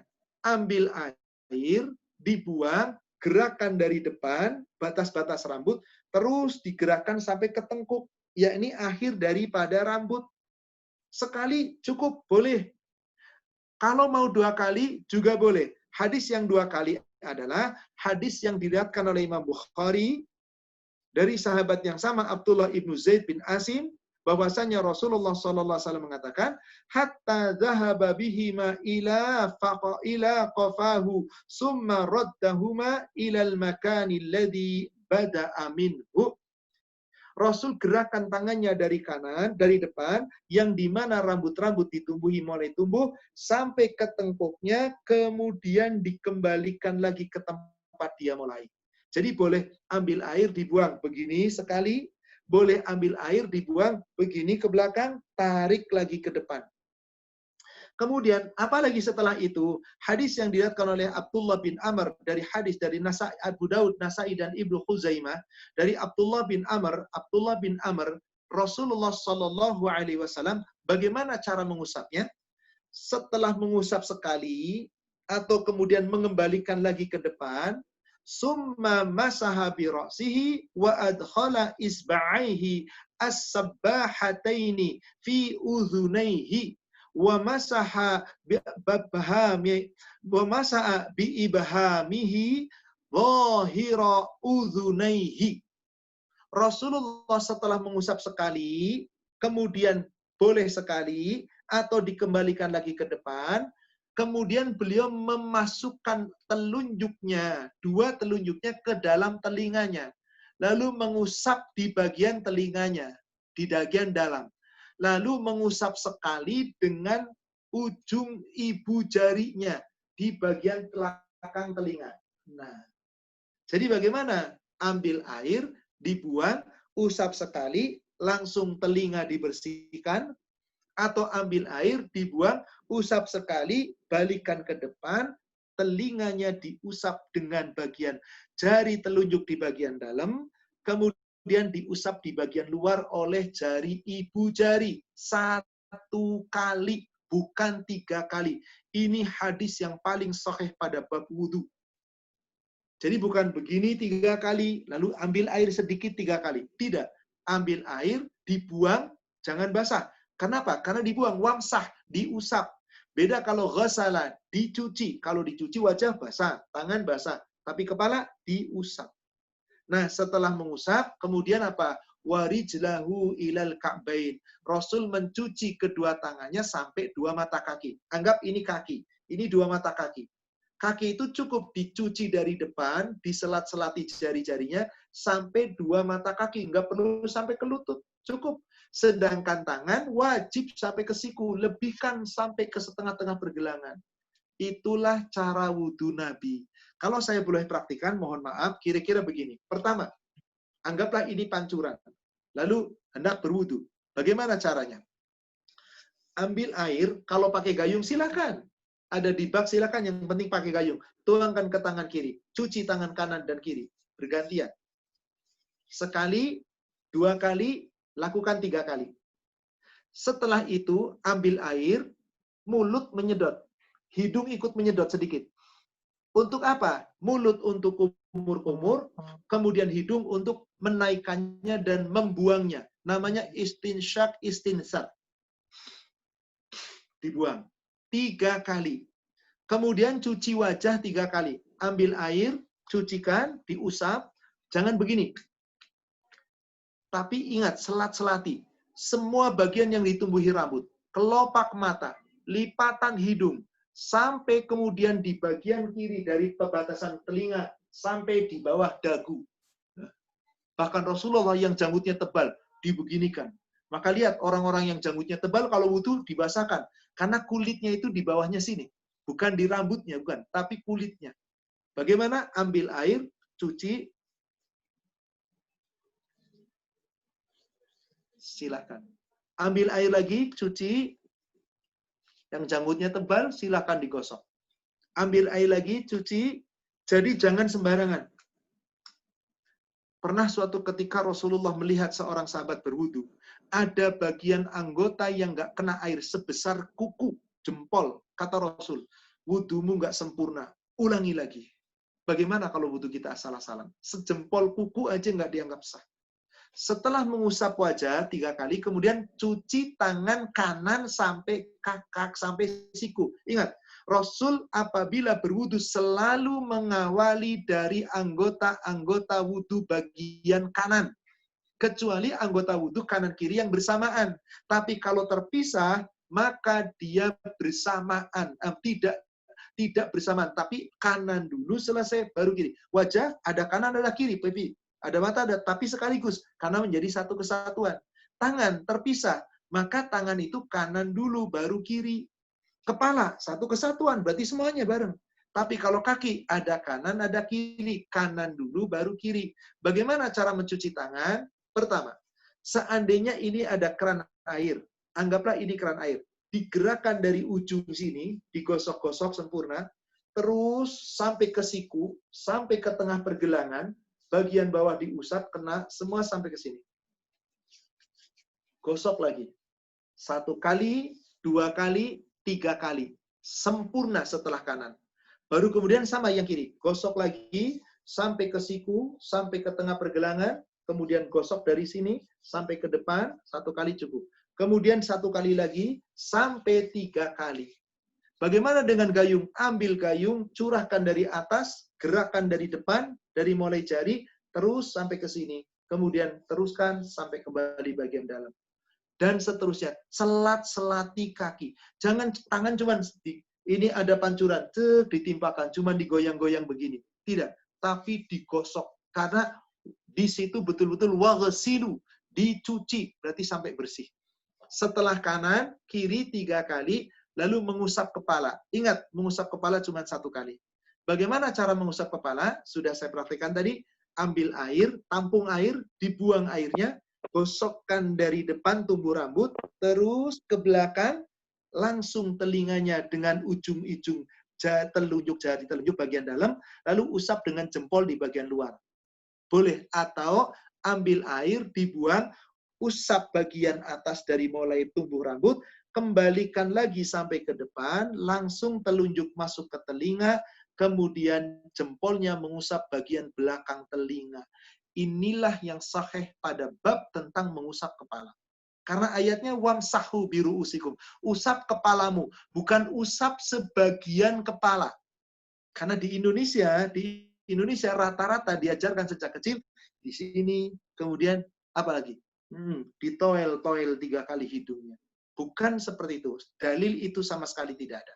Yang Rasul lakukan diusap keseluruhan, kemudian langsung, dan ketika berkumur-kumur menaikkan air ke hidung, bukan cuma ditoel-toel. Seperti itulah yang dicontohkan. Lalu yang terakhir apa tadi? Mencuci kakinya 3 kali. Tentu yang kanan dulu sampai 2 mata kaki, kemudian yang kiri sampai 2 mata kaki. Anggap ini kaki sama seperti mencuci tangan, diselat-selati. Diselat-selati sampai ke sikunya, maksudnya sampai ke mata kaki. Nggak perlu sampai ke lutut. Anggap ini lutut. Tidak. Tapi cukup. Paling banter boleh sampai ke bawahnya lutut. Nggak perlu sampai ke atas lutut. Setelah 3 kali, kemudian yang kiri 3 kali, sempurna wudunya. Lalu disunahkan untuk apa? Berdoa. Dalam hadis yang diriwayatkan oleh Imam Bukhari dan Muslim dari Umar bin Khattab, Rasulullah sallallahu alaihi wasallam, "Ma minkum min ahadim minkum yatawadda." Barang siapa di antara kalian, salah seorang di antara kalian berwudu, fa'asbighil wudu, summasbighil wudu, kemudian menyempurnakan sebaik-baiknya wudunya, Summa yaqul, kemudian mereka yang telah wudu dengan sempurna itu berdoa, mengucapkan, Asyhadu an la ilaha illallah, wahdahu la syarikalah, wa asyhadu anna Muhammadan abduhu wa rasuluh. Maka sungguh futihat abwabul jannah, samaniya adkhuluha min ayyisha. Dibuka pintu-pintu surga yang 8, boleh dimasuki surga itu dari pintu yang mana dia kehendaki. Melalui apa? Wudu yang sempurna. Kenapa? Karena wudu yang sempurna menyebabkan sholatnya menjadi sempurna. Inilah bab tentang wudu. Ayat tentang wudu cuma satu. Surat Al-Ma'idah, surat 5, ayat ke-6. Tadi kita sudah bahas sampai bagian pada wudu. Lalu bagaimana kalau kita junub, punya hadas besar? Wanita hadas besarnya telah berhubungan dengan suami, suami telah berhubungan dengan istri, hadas besarnya suami telah mimpi basah, hadas besarnya wanita telah mimpi basah juga, mimpi berhubungan intim, sang mencapai klimaks, kemudian diantaranya juga haid, berhenti dari haid, atau berhenti dari nifas, itulah mandi junubnya, mandi wajibnya wanita. Sementara mandi wajibnya laki-laki cuma 2, berhubungan suami istri atau mimpi basah. Kalau perempuan, 4, berhubungan suami istri, mimpi basah, haid, selesai haid, atau selesai dari nifas. Atau terkadang haid sudah selesai, tapi belum juga tuntas darahnya. Maka dinamakan istihadah. Itu pun ada mandi junub, mandi janabah. Bagaimana cara mandi janabah? Memang tidak disebutkan tata caranya dalam Al-Quran. Tapi mari kita lihat. Di surat Al-Ma'idah tadi, kita lanjutkan. Surat 5 ayat yang ke-6. Lanjutannya tadi, wa in kuntum junuban, apabila kamu junub. Jadi junub itu tadi bisa karena hubungan intim, bisa karena mimpi basah, wanita berarti karena haid, karena nifas. Apabila kamu junub, fatahharu, maka hendaklah kamu mandi, sucikan dengan cara yang benar, mandi seluruhnya. Bagaimana cara mandi janabah? Baik, sekarang kita lihat bagaimana cara mandi janabahnya Rasulullah SAW. Aisyah Ummul Mukminin dalam hadis yang diriwayatkan oleh Imam Bukhari Muslim, dalam lafaz Imam Muslim dari Aisyah Ummul Mukminin, Rasulullah SAW apabila mandi, apa kata Aisyah? Karena Rasulullah SAW idza ightasala minal janabah, adalah Rasulullah SAW apabila mandi dalam mandi junubnya. Ingat tadi, laki-laki junub 2 perkara, karena hubungan suami istri atau karena mimpi basah. Sementara perempuan karena 4 perkara. Hubungan suami istri, mimpi basah, haid, selesai haid, atau istihadah, atau kemudian yang keempat, telah selesai dari nifas, masa melahirkan selesai. Maka apabila itu harus memandi dengan mandi hadas besar seluruhnya. Maka bagaimana caranya? Yabda'u fayaghsilu yadayhi summa yufrihu biyaminihi. Beliau memulai dengan mengambil air, kemudian menuangkan air ke tangan kanannya, dari tangan kanan itu dituangkan ke tangan kiri, lalu dicuci tangannya 3 kali. Setelah itu, dituangkan ke tangannya, setelah dikali, kemudian fayasilu farjahu, lalu nuangkan air lagi ke tangan kirinya, dicuci kemaluannya. Bagaimana kalau kita pakai gayung? Ambil aja gayung, kemudian tuangkan ke tangan kanan, tuangkan ke tangan kiri, gosok-gosok. Bagaimana kalau kemudian mencuci kemaluan? Ambil aja gayung, langsung ditujukan ke kemaluan kita. Gosok-gosok pakai tangan kiri. Tapi seandainya pakai shower, ya langsung saja maaf. Shower itu airnya ditujukan ke kemaluan kita. Kalau ke tangan, ya cuci langsung 3 kali. Lalu langsung shower itu ditujukan. Baik itu showernya kita pegang, maaf, diarahkan ke kemaluan kita, cebok, atau showernya tetap di atas. Yang penting kena kemaluan kita. Diceboki sampai bersih. Bersih semuanya, dubur dan kubul. Kubul itu kemaluan bagian depan, kubul itu, dubur itu adalah, maaf, tempat buang kotoran kita dari belakang. Bersih, cuci sampai bersih. Nah, kalau sudah selesai, kalau sudah bersih, kemaluannya sudah dicara, maka summa yatawaddo, beliau berwudu. Seperti wudu sempurna yang tadi kita bahas. Yani wudu kayak wudu mau sholat. Jadi mandi janabah Rasul itu diawali cuci tangan 3 kali, lalu mencuci kemaluan depan dan belakang bersih, setelah itu sempurna wudu seperti wudu yang diajarkan pagi pertama. Setelah selesai wudhu, apa yang terjadi kemudian setelah selesai wudhu? Rasulullah Shallallahu Alaihi Wasallam summa yahudul alma fayudkhilu asabi'ahu fi asulil asyair. Ambil air, kemudian dituangkan ke kepala. 3 kali tuangan. Lalu apa yang terjadi? Summa khafana ala ra'sihi salasa khafanat. Kemudian digosok-gosoknya, lalu diambil air lagi, dituang sampai 3 kali tuangan. Kalau pakai gayung, gimana kalau pakai shower? Langsung saja arahkan kepala kita di bawah shower. Lalu digosok-gosok terus sampai bersih. Lalu 3 kali di tempat pakai shower, gosok-gosok 3 kali. Sempurna. Setelah sempurna seperti itu, summa afadhu ala sairihi jasadihi, menuangkan air mulai dari kepala ke seluruh tubuhnya dibasahi. Kalau pakai shower, ya sudah di belakang di bawahnya shower aja. Mulai dari kepala, tubuh, tangan, semuanya, badan, sampai ketiak, terus sampai ke selangkangan, sampai kemuanya selesai. Basah semuanya. Baru setelah terakhir selesai, summa ghasala rijlaihi, beliau mencuci kakinya seperti tadi, yang kanan 3 kali, yang kiri 3 kali. Maka siapa yang mandi janabahnya seperti ini tidak perlu wudhu lagi setelah mandi janabah. Tapi siapa yang mandi janabahnya nggak kayak Rasul, sah mandi janabahnya, tapi tidak dapat pahala sunnah Rasul. Berarti selesai mandi wajib wudhu karena dia belum wudhu. Tapi kalau Rasul sebelum mandi diawali dengan wudhu. Baru setelah wudhu Rasulullah SAW kemudian mandi basah seluruhnya, dari kepala digosok 3 kali, disiram kemudian digosok lagi sampai 3 kali, lalu disiram dari kepala sampai ke seluruh badan. Setelah semua badan basah, kaki kanan dicuci sampai 2 mata kaki. Kaki kiri dicuci sampai 2 mata kaki. Masing-masing 3 kali. Kanan dulu, baru kiri. Selesai wudhu, beres. Ustaz, bagaimana kalau mandi kita kadang-kadang lama? Nah, buang air dulu silahkan. Nongkrong dulu silahkan. Gosok gigi dulu silahkan. Setelah itu kadang-kadang sabunan dulu, keramasan dulu silahkan. Setelah dianggap semuanya bersih, ikuti contoh Rasul tadi. Cuci tangan 3 kali, cuci kemaluan depan belakang lagi. Itu kan sudah bersih mandi kita. Sekarang tinggal melaksanakan sunnahnya. Setelah cuci kemaluan, kita berwudu seperti biasa.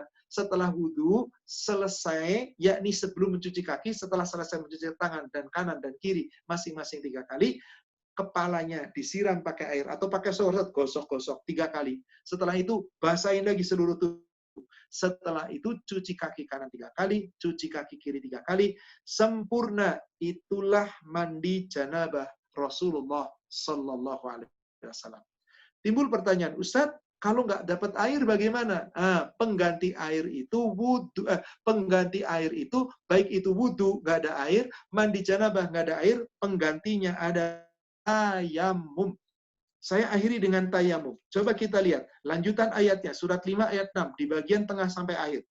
Wa in kuntum marba, apabila kamu sakit, aw ala safarin, atau pulang dari, atau kamu dalam perjalanan, aw jaa ahadukum minal ghaid, apakah datang salah seorang di antara kamu dari buang air besar, aw lamastumun nisa, atau kamu telah menyentuh wanita, yakni berhubungan intim dengan wanita, walam tajidu ma'a, dan kamu tidak mendapatkan air, fatayammamu sa'idan, hendaklah kamu bertayamum dengan sa'id, dengan debu atau tanah atau apapun yang melekat di bagian permukaan, itu namanya sa'id. Yang mana? Thayyiban, yang bersih. Famsahu biwujuhikum, usap wajah kamu, wa aydiyakum minhu, dan kedua tanganmu dengan debu itu. Bagaimana caranya? Mari kita lihat. Banyak orang tayamum saja nggak beres. Bagaimana cara tayamum Rasul? Ada 2 cara yang diajarkan. Pertama, sesungguhnya Rasulullah mengajarkan tayamum, innama kana, sesungguhnya cukup tayamum itu adalah yakfika antakula biyadaika kahada hakada. Cukup kamu ketika tayamum nih, tanganmu kamu buka, lalu kamu tepukan nih ke bumi seperti ini. Summa doroba biyadihi, kemudian kamu tepukan tangan kananmu ke tangan kirimu. Kemudian bagian kiri tepuk kanan. Kemudian apa? Wa masaha, kemudian usap wajahmu. Kemudian apa? Wa masaha syamala ala yamin wa dhahira kaffaihi wa wajh. Kemudian usap tangan kananmu dengan telapak tangan kirimu dan usap tangan kirimu dengan telapak tangan kananmu. Atau usap dengan tangan kanan bagian punggung ke telapak kiri, kemudian dibalik usap tangan kiri bagian punggung dengan telapak tangan kanan. Jadi bagaimana caranya? Tepukan ke bumi, tepukan sekali, lalu usap wajah sekali, lalu tangan kanan digerakkan di bawah tangan kiri, kemudian dibalik, tangan kiri diusap. Beres sudah. Atau tepukan ke bumi, kemudian gerakan kanan begini, usap wajah, kanan diusap, kiri diusap. Beres. Cara pertama. Cara yang kedua, Rasulullah Shallallahu Alaihi Wasallam kemudian mengajarkan kembali dalam riwayat Imam Bukhari, wa daraba bi kaffaihi al-ardh, menepukkan kedua tangannya ke bumi, wa nafakha fihima, lalu meniup keduanya. Kalau tadi begini, kalau sekarang ditiup. Setelah ditiup, summa masaha bihima wajhahu wa kaffaihi, diusap dengan debu yang sudah ditiup tadi wajahnya dan dua tangannya. Bukan sampai ke siku, tapi cukup sampai pergelangan. Karena Allah hanya mengatakan, wa aidiakum, dua tanganmu. Kalau disebut tangan, batasnya pergelangan. Kalau tadi tangan sampai siku, siku disebut. Itulah toharoh, bersuci. Kita sudah bahas dari mulai berwudu, kemudian mandi janabah, kemudian tayamum.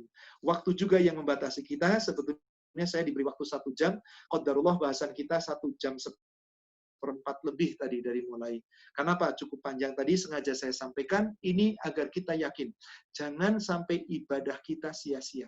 Nah, hari ini kita cukupkan tentang ibadah, lalu toharoh. Insya Allah jika Allah menghendaki kita dipertemukan kembali, kita akan membahas tentang tata cara sholat, gerakan sholat. Lalu kita akan membahas nanti bacaan-bacaan doa di dalam sholat.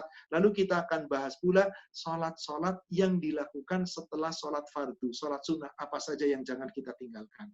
Demikian yang bisa kami sampaikan, lebih kurangnya mohon maaf.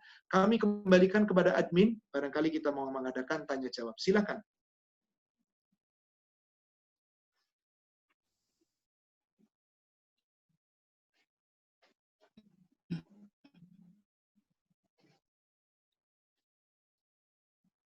Baik, Ustaz. Khairan, Ustaz. Dari teman-teman, Ustaz, mewakili yang pakai hijab ya, Ustaz ya. Kalau kita pakai kerudung, mengusap kerudung dari depan sampai belakang atau tangan diselipkan ke rambut di antara kerudung. Nah, ini juga menjadi pertanyaan saya sih sebenarnya, Pak Ustaz. Begini. Kemudian pertanyaan kedua. Oh, baik.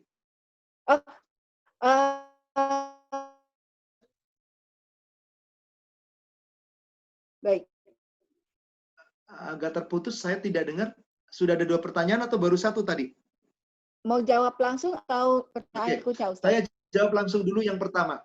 Bagaimana para wanita yang sedang dalam safar, dalam perjalanan ada 2 pertanyaan, atau di luar Ustaz. rumah? Pertanyaan kedua adalah... Ada 2 pertanyaan. Yang pertama, tadi mengusap, ini kan Ibu jilbab. Ya. Apakah cukup diusap di atas jilbab atau kita buka sedikit jilbabnya, tangannya digerakkan di rambut, begitu pertanyaannya? Betul. Baik. Betul. Sekarang saya akan jelaskan berdasarkan dalil. Hadis yang diriwayatkan oleh Imam Bukhari Muslim dari sahabat Mughirah bin Syu'bah. Mughirah bin Syu'bah pada suatu ketika di dalam safar menemani Rasul dalam perjalanan. Tiba waktu sholat, Mughirah bin Syu'bah membawakan air untuk Rasul berwudu. Rasul turun dari kendaraannya, yakni dari untanya. Lalu Rasulullah duduk di atas sebuah batu. Rasulullah berwudu. Yakni dengan cara apa? Rasulullah berwudu dengan cara sorbannya dan sepatu beliau nggak dibuka. Di saat itu Mughirah bin Syu'bah tunduk, mau membuka sepatunya Rasul. Apa kata Rasulullah? Biarkan ya. Biarkan wahai sahabatku ya Mughirah bin Syu'bah. Biarkan. Kakiku aku masukkan ke dalam sepatuku dalam keadaan bersih. Biarin, nggak usah dicopot. Lalu bagaimana wudu Rasulullah? Mencuci tangannya seperti biasa. Kumur-kumur menaikkan air ke hidung seperti biasa. Mencuci wajah seperti biasa. Mencuci tangan seperti biasa. Tapi giliran kepala, karena Rasul pakai sorban, anggap sorban Rasul adalah ini pici saya seperti ini. Rasul tidak membuka sorban. Rasul ambil air, lalu dibuang airnya, diusap bagian atas. Satu usapan. Apakah dengan dua tangan? Boleh ambil air, buang. Satu tangan boleh ambil air, buang. Ini namanya rukhsah, keringanan. Di dalam surat An-Nisa, surat 4 ayat 28, Allah Subhanahu wa taala berfirman, "Yuridullah ayyukhaffifa 'ankum. Khuliqal insanu dha'ifa." Allah sesungguhnya hendak memberikan kepadamu keringanan. Karena manusia diciptakan dalam keadaan lemah. Di dalam perjalanan itu, kalau kita harus sempurna, mungkin air susah, keadaan tidak memungkinkan, buka ini itu repot, teman sudah semampunya. Ternyata Rasul mencontohkan dengan ringkas, yakni cukup diusap sekali di atas ubun-ubun. Jadi ibu nggak perlu ini jilbab, ambil air, dibuka, dikurak-kurak begitu. Ini jilbab dari bawah disurak, cari telinga, nggak perlu ibu. Cukup usap satu kali. Rukhsahnya bagi orang musafir, 3 hari 3 malam nggak perlu melepas, boleh. Bagi orang yang mukim, ibu sekedar lagi di Jakarta, lagi di Bekasi, lagi dimanapun tempat tinggal, bekerja, di keluar rumah, mencari nafkah keluar rumah, di sana mau berwudu ternyata ikhtilat laki-laki perempuan, tempatnya nggak mungkin, terhindar kalau melepas jilbab berarti aurat terlihat, cukup jangan dilepas, usap saja di bagian atas. Bagaimana tangan? Ibu ini, bagian telapak tangan saja. Bahkan sebagian ulama mengatakan usap aja bagian atasnya. Yang kiri begitu pula. Lalu bagaimana kaki? Jangan dilepas kaos kaki, jangan dilepas sepatu. Usap sekali. Katakanlah, ini sepatu kanan, ini sepatu kiri. Ambil air dengan tangan kiri, buang, usap. Ambil air dengan tangan kanan, buang, usap. Cukup. Nggak perlu dicuci kakinya. Apa namanya ini? Rukhsah. Keringanan. Jangankan untuk wanita, Bu. Bapak-bapak pakai pici aja, picinya nggak usah dibuka. Cukup usap. Tapi saya mau tetap sempurna wudunya, Ustadz. Jika mampu, ibu sholat wudu di tempat yang tertutup, di situ wanita semuanya. Ibu bisa kan lepas jilbab?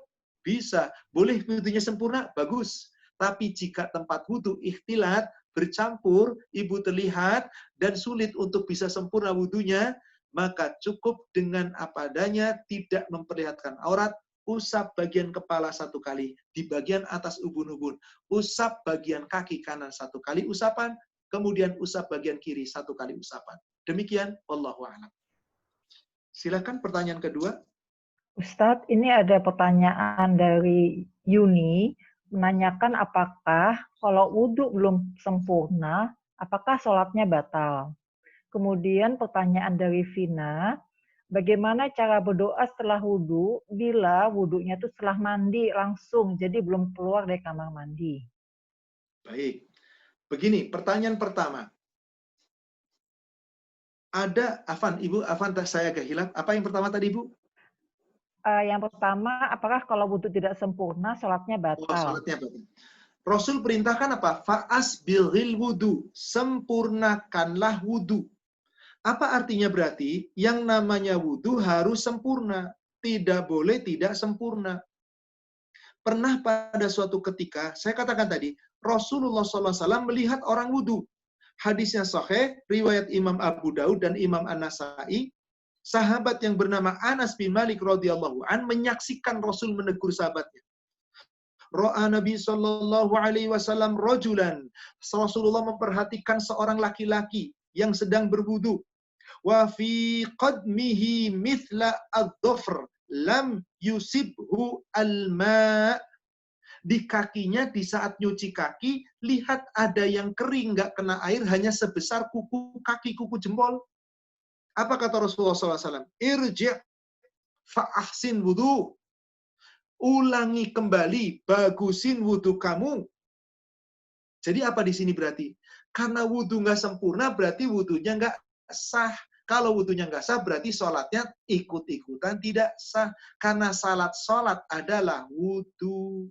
Syaratnya wudu sah adalah sempurna. Maka Rasul perintahkan, fa'as bilghil wudu. Tapi Ustadz yang lalu-lalu saya wudunya nggak tahu, diajarin dari dulu kayak gitu. Banyak orang Islam diajarin guru sejak SD, nurut itu terus gak pernah mencari ilmu. Alhamdulillah hari ini telah tahu. Coba kalau perlu ibu pergi ke toko buku Islam, tanya buku-buku yang sahih dengan hadis yang sahih, dalil yang sahih, tata cara wudhu yang benar kayak apa, sholat benar kayak apa, bacanya kayak apa. Ada semua Bu sekarang Bu, bahkan murah, nggak sampai ratus-ratusan ribu. Pelajari, insya Allah bisa. Yang penting mau. Nah, dulu salah. Semoga Allah mengampuni. Mohon kepada Allah. Rabbana la tu'akhidna in nasina au akhtana, dan seterusnya. Pertanyaan kedua. Saya berwudu masih di kamar mandi. Bolehkah wudu di kamar mandi? Jelas boleh. Wong tadi Rasul wudunya di dalam kok. Bolehkah wudu dalam keadaan telanjang bulat? Rasulullah wudu telanjang bulat kok. Memang dalam keadaan mandi ya pasti telanjang. Wudu boleh. Saya katakan tadi, jika mandinya mandi janabah, wudu dulu baru mandi, maka nggak perlu wudu lagi. Tapi jika mandi kita mandi biasa yang bukan janabah, silakan Anda mandi. Selesai mandi harus wudu. Wudunya di kamar mandi, masih dalam keadaan telanjang. Bagaimana? Boleh. Setelah itu pakai handuk. Kadang-kadang ada yang pakai handuk, pakai pakaian di dalam. Ada yang cuma pakai handuk, lalu keluar. Karena di dalamnya adalah kamar milik sendiri, yang nggak ada yang lain. Insya Allah tidak masalah. Kapan dia berdoa? Jangan di dalam kamar mandi. Tidak boleh di kamar mandi disebut nama-nama Allah. Apalagi di situ ucapan syahadat. Kata tempat kotor itu nggak boleh. Makanya kapan kita baca doa di saat mau masuk kamar mandi? Sebelum buka pintu kamar mandi, kita baca Allahumma inni a'udzubika minal khubus wal khaba'is. Buka kamar mandi, langkahkan kaki kiri. Silakan kegiatan Anda di kamar mandi. Selesai wudu, apakah wudu biasa, apakah wudu sambil mandi janabah, atau sekedar mandi biasa karena kita sehari-hari mandi, maka setelah selesai wudu, jangan Anda baca doa di dalam, keluar dulu dari kamar mandi, langkahkan kaki kanan, diawali kaki kanan, setelah berada di luar, tutup kamar mandi, baca doa, ghufranaka sekurang-kurangnya. Atau ghufranaka rabbana, ghufranaka alhamdu rabbana, subhanallah. Ghufranaka alhamdulillahi rabbana, subhanallah. Sampai saya lupa. Ghufranak alhamdulillahi alladzi adhaba anil adha wa Ghufranak alhamdulillahi alladzi adhaba anil adha wa afani. Setelah itu selesai, tegak berdiri menghadap kiblat, mengangkat tangan boleh, tidak mengangkat tangan boleh, tundukkan wajah, baca asyhadu alla ilaha illallah wahdahu la syarikalah wa ashhadu anna Muhammadan abduhu wa rasuluh. Boleh. Di dalam riwayat Imam An-Nasai ada tambahan Allahumma ja'alni minat tawwabina wa ja'alni minal mutatahhirin. Silakan. Tapi dalam riwayat Imam Bukhari Muslim tidak ada tambahan itu. Cukup mengucapkan syahadat. Bagaimana kalau baru pakai anduk? Ya enggak apa-apa menghadap kiblat. Karena memang baru selesai wudhu. Nggak masalah karena baru selesai mandi. Boleh nggak kalau pakai baju dulu? Boleh, asal jangan lupa. Kadang kalau sudah pakai baju biasanya L-U-P-A, lupa, nggak dapat keutamaan baca doa. Padahal yang wudhunya sempurna, baca doa apa tadi jaminannya? Dibuka pintu surga yang 8, mau lewat mana dipersilahkan. Jadi saudaraku seiman yang semoga dirahmati Allah, yang merasa wudhunya belum benar, tayamumnya belum benar, mandi janabahnya belum benar, mari segera perbaiki. Insya Allah, semoga Allah ampuni kita yang telah lalu. Demikian, wallahu a'lam. Saya kembalikan kembali kepada admin.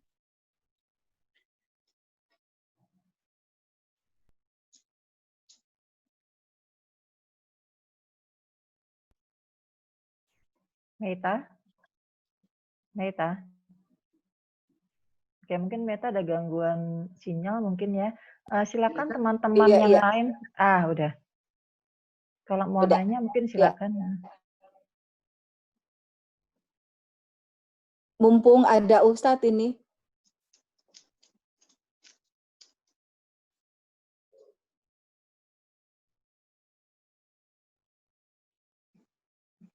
Saya ada Ustadz tanya. Silakan Ibu. Ya.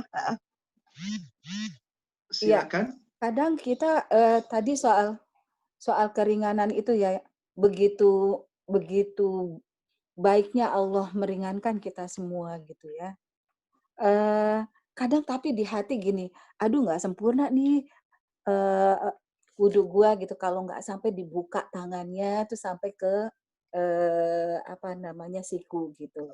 Ada perasaan yang nggak sempurna. Begitu pula dengan mencuci kaki, Ustadz.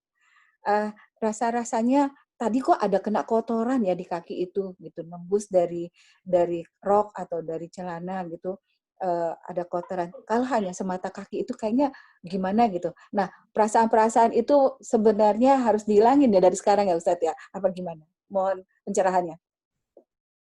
Rasul pernah memberikan pelajaran kepada cucu beliau, Hasan bin Ali radhiyallahu an. Rasulullah mengatakan kepada cucu kesayangannya, "Da'ma yaribu ila ma la yaribu." Ambillah segala sesuatu, jangan kamu ragu, tinggalkan yang ragu. Tinggalkan ma yaribu, yang kamu ragu, ila ma la yaribu. Ambil kepada yang kamu tidak ragu. Jika kita sudah diberi rukhsah oleh Allah melalui perbuatan Rasulullah, ayatnya tadi jelas bahwasanya Allah telah memberikan keringanan kepada kamu.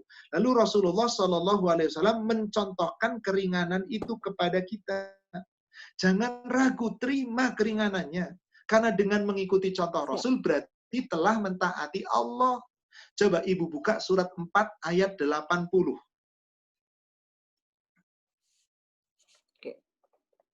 Surat 4 ayat 80. Surat 4 ayat 80. Baik. Allah Subhanahu wa taala berfirman, "May yuti'ir rasul faqad ata' Allah." Siapa yang mentaati Rasul, maka sesungguhnya telah mentaati Allah. Kan Allah ngasih keringanan, Ibu. Allah ngasih keringanan. Nah, Rasul mencontohkannya bagaimana? Apabila lagi dalam safar, gak usah ragu, kotor apa enggak, udah ikuti Rasul.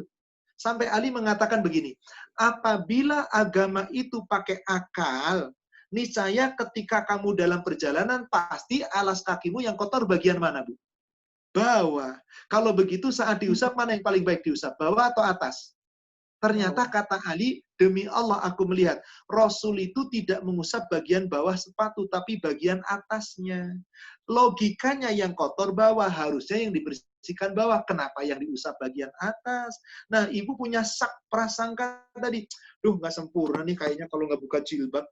Kayaknya kok cuman di atas doang, kayaknya nggak enak nih hati. Duh, nggak sempurna, kayaknya tadi kecipratan najis deh, kotor deh. Kayaknya kalau nggak dibuka kaos kakinya, nggak cuci sampai di atas mata kaki, atau naikkan sedikit, jangan-jangan, nah keraguan itu minasyaiton, dari setan. Kata Rasul, tinggalkan. Kenapa? Kalau sudah ada keringanan dari Allah, sesungguhnya kita wajib mengamalkannya. Karena sungguh, Allah itu sangat suka apabila ada rukhsah diberikan lalu kita terima. Hadis yang diriwayatkan oleh Imam Ahmad dari sahabat Abdullah bin Umar, Rasulullah SAW bersabda, "Innallaha yuhibbu an tu'ta rukhsahu kama yakrahu an tu'ta ma'siyatuhu." Sesungguhnya Allah sangat suka apabila ada rukhsah lalu diterima. Sebagaimana Allah suka apabila ada orang ninggalin maksiat. Jadi ketika ada orang mendapat rukhsah diterima, seakan-akan dapat hadiah. Meskipun dalam hatinya mungkin kurang srek, tapi terima dengan lapang dada. Saya buatkan contoh. Maaf, ini sekedar contoh. Suatu hari, ibu atau bapak pergi keluar kota. Ingat saya, Pak Ahmad Susilo. Lalu ibu dan bapak berkeinginan ngasih buah tangan, cenderamata, oleh-oleh yang kecil sederhana untuk saya. Suatu ketika ketemu, ibu ngomong, bapak ngomong, Pak Ustadz, saya ada oleh-oleh, maaf ya Pak, ini saya oleh-oleh buat bapak, dikasih ke saya. Jangan dilihat harganya ya Pak, ini nggak seberapa ya Pak. Ternyata saya terima, saya lihat. Ya, di rumah saya juga punya lebih bagus dari saya dalam hati saya. Saya ngomong sama ibu, enggak, Abu, yang ibu punya enggak sebagus punya saya. Saya enggak mau terima. Apa yang akan ibu rasakan ketika saya ngomong begitu? Tersinggung, Pasti kecewa. sakit hati. Meskipun kenyataannya benar punya saya lebih bagus daripada hadiah ibu. Apa yang harus saya lakukan? Alhamdulillah, terima kasih Ibu, meskipun hati saya enggak bagus nih. Terima aja dulu. Ada rukhsah dari Allah. Cukup usap kepala ubun-ubunnya aja. Ada rukhsah dari Allah. Enggak perlu dilepas itu kaos kaki itu sepatu. Usap aja. Tapi kayaknya seakan-akan nolak hadiah dari Allah. Jadi ibu mulai sekarang ragu-ragunya itu dibuang. Nasihat Rasul. Dak ma yaribu ila ma la yaribu. Tinggalkan sesuatu yang kamu ragu menuju kepada yang kamu tidak ragu. Yakini itu. Bismillah. Demikian wallahu a'lam. Teman-teman masih ada yang mau bertanya? Nanya dong, nanya. Silakan. Ustadz, Boleh. saya pernah mendengar hadis tentang wudhunya Rasul itu dengan menggunakan air hanya sebanyak 1 mud ukurannya. Ya. Dan saya bayangkan 1 mud itu sedikit gitu. Nah, sementara kalau di Indonesia kan kita diajarinya wudhunya itu kan apalagi pakai 3 kali, sampai basah begitu. Jadi sebetulnya bagaimana sih Ustadz 1 mud itu seberapa? Kemudian bagaimana bisa sempurna walaupun hanya dengan air 1 mud? Terima kasih Ustadz. Baik. Hadisnya sahih bahwa Rasulullah SAW berwudu dengan 1 mud. Betul? Hadis yang diriwayatkan oleh Imam Ahmad dan Imam Ibnu Khuzaimah. Hadis sahih dari sahabat Abdullah bin Zaid. Apa kata Abdullah bin Zaid? Inna Nabiya sallallahu alaihi wasallam ata yathulutha muddan faja'ala yadlaka dhira'aihi. Aku melihat Rasulullah sallallahu alaihi wasallam berwudu dengan 1 mud sampai dengan 2 sampai 3 mud. Lalu beliau menggosok-gosok tangannya. Ingat Ibu, kapan beliau wudu dengan 1 mud sampai dengan 3 mud paling banyak? Jika beliau di dalam perjalanan. Ingat, dalam perjalanan. Kalau lagi di dalam maksudnya di tempat, Rasulullah wudunya sempurna, berarti airnya banyak, tapi banyak tidak melimpah ruah. Apa artinya di sini? Kita wudu jika tidak dalam keadaan yang longgar airnya darurat. Contoh, pernah suatu ketika saya mengalami, mungkin ibu bapak pernah mengalami, saat mau dalam keadaan safar mau menuju ke kampung, qadarullah karena padat, pas saatnya mau waktu sholat Isya, sholat subuh, saya mau melakukan sholat subuh. Sudah jam 5, sedangkan subuh ketika itu 4:30. Sudah jam 5, mampir, ternyata kering, WC nggak ada airnya sama sekali. Lalu saya beli aqua yang kira-kira 600 mili. Maka saya bisa pakai wudhu untuk 2 orang. Kenapa? 1 mud itu kira-kira 1 mud itu sekitar, ya, berapa ya? 600 mili. Bahkan Rasulullah pernah berwudhu 2/3 mud. Berarti kira-kira 1 gelas aqua kecil. Boleh. Bagaimana caranya? Ambil sedikit, gosok-gosok. Nggak perlu 3 kali, cukup 1 kali. Karena lagi rukhsah. Maka kapan seseorang berwudu dengan sedikit? Di saat lagi dalam keadaan terpaksa. Lagi safar nggak ada air, atau ada air cuman sedikit. Maka seperti itu. Kalau lagi di rumah, air banyak ya jangan pelit amat, cuma 1 gelas. Intinya, boleh seseorang berwudu dengan air yang sangat sedikit, yakni batasannya 2/3 mud jika dalam keadaan darurat. Bahkan ibu punya air 1,5 liter dalam perjalanan. Itu ada 4 orang yang berjalan. Kita belum tentu ketemu warung. Nanti di tengah perjalanan haus. Jangan dipakai wudhu. Ngapain? Tayamum. Jika memang tidak ada air. Tadi kan ayatnya begitu. Jika tidak ada air, maka bertayamum dengan tanah yang suci, debu yang suci. Wallahu a'lam. Jadi yang diajarkan kepada kita itu wudhu dengan cara normal. Guru-guru kita mengajarkan wudhu normal. Yang saya ajarkan pertama kali itu dengan cara normal. Adapun Rasulullah dengan 1 mud sampai 3 mud yang paling banyak. Atau ketika dengan 2/3 mud yang sedikit. Itu di dalam keadaan darurat. Wallahu a'lam. Terima kasih Ustadz. Ada pertanyaan tentang gamis yang panjang Ustadz menyapu tanah. apakah perlu Gamisnya siapa nih? Gamisnya gamis laki-laki atau perempuan? perempuan? Ya Oh, perempuan. nanya Mbak Dewi Dipo, jadi perempuan. Ya. Apakah kalau kena tanah ada debu itu kalau mau sholat perlu disucikan dan bagaimana mensucikannya? Nggak perlu, ditikibaskan saja. Kata Rasulullah, ketika kamu berjalan, bajumu menyeret tanah, maka tanah berikutnya penyuci. Coba Ibu, maaf. Kalau Ibu lihat ke Mekah, lihat pakaian-pakaian wanita Mekah itu kira-kira nyeret ke tanah nggak, Bu? Kalau kita lihat kan dekil, Bu, di bawahnya kan hitam kotor gitu kan? Nggak masalah dipakai, nggak masalah. Kecuali Anda yakin kena najis. Misal, tanah kita kan beda dengan tanah di Arab. Misalkan habis becek, kena najis, kena air comberan, atau kena genangan di mana banyak kotoran. Saat itu kita ragu, ya silahkan dicuci, dikucek. Kalau perlu, maaf, misalkan kita punya pakaian yang lain, ya baju gamisnya kemudian kita lepas, kita ganti, seandainya mampu, di tempat yang tertentu. Sampai rumah, ya sudah kita pakai yang baru. Tapi kalau masih dalam perjalanan, nggak ada yang lain, pakai itu. Meskipun itu terkena najis. Jangan menghalangi najis, nggak mau sholat. Coba lihat Rasulullah. Dengan para sahabat, ketika haji, ketika umrah, Madinah, Mekah, paling cepat perjalanan Rasul 5 hari, sampai 8 hari. Kalau perjalanannya agak santai, Rasulullah sekitar 6 hari. Kalau perjalanannya agak, maksudnya agak santai, 8 hari. Tapi kalau perjalanan Rasul agak cepat, dipercepat 5 atau 6 hari. Sepanjang itu ketemu mata air sekitar 3, 4 atau 4 tempat. Madinah, Mekah. Berarti selama 4 hari nggak pernah mandi. Bahkan ketemu mata air kadang-kadang nggak melimpah, hanya untuk minum. Tayamum terus. Seorang yang berhaji pakaiannya cuma 2 lembar. Madinah, Mekah 8 hari perjalanan, itu nggak pakai ganti, nggak bawa koper. Apakah nggak sholat? Banyak zaman sekarang. Kok nggak sholat? Ini kayaknya tadi gue waktu di WC kecipratan najis deh. Kan nggak boleh kena najis. Jangan sampai menghalangi sholat akibat merasa kena najis. Katakanlah betul kena najis. Rukhsah orang dalam perjalanan itu sholat dengan apa yang dia pakai. Jangan sampai menghalangi gara-gara ragu-ragu ada najis, lalu tidak sholat. Seorang wanita yang gamisnya memeret ke tanah, kadang-kadang 5 cm, 10 cm ke bawah. Lalu dia waktunya sholat. Nggak mungkin bisa sampai rumah sholatnya. Sholat dengan baju itu.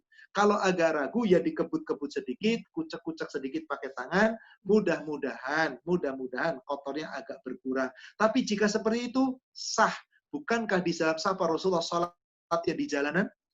Jadi di sini jangan sesuatu yang ringan diperberat. Islam tidak memberatkan. Tapi jangan sampai sesuatu diringan-ringankan. Boleh diringankan jika ada aturannya. Wallahu a'lam. Sepertinya cukup Ibu, sudah jam 3 lewat, hampir lewat 10 menit. Kita mau siap-siap sholat asar ya. Alhamdulillah kita waktunya bisa bertambah dengan pertemuan ini. Mudah-mudahan yang sedikit ini membawa manfaat. Tentu saya sebagai pembawa makalah pada kesempatan siang hari ini, mohon dibukakan pintu maaf apabila ada kekeliruan. Yang benar, yang sempurna hanya dari Allah dan yang disampaikan melalui Rasulnya. Yang salah tentu saya dan kita semua manusia yang penuh dengan kekurangan dan kehilafan. Semoga Allah memaafkan dan mengampuni dosa kita. Mari kita tutup dengan doa kafaratul majlis. Subhanaka Allahumma wa bihamdika asyhadu an la ilaha illa anta astaghfiruka wa atubu ilaik. Alhamdulillah billahi taufik. Assalamualaikum warahmatullahi wabarakatuh. Waalaikumsalam warahmatullahi wabarakatuh. Jazakallah Ustaz. Terima kasih, alhamdulillah. Teman-teman semua, terima kasih atas kehadirannya. Ustadz, kalau memang ada urusan, monggo bisa live. Bisa live, ya. Oke. Terima kasih, Ustadz. Baik, ya. Teman-teman semua, terima kasih atas kehadirannya.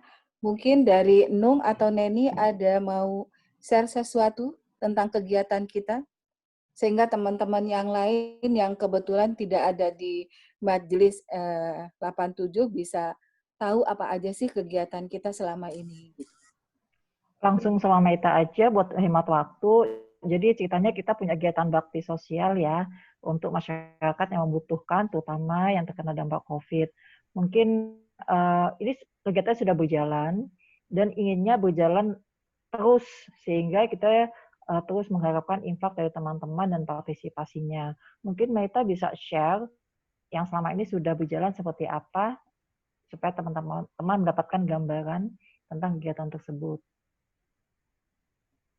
Ya, teman-teman, alhamdulillah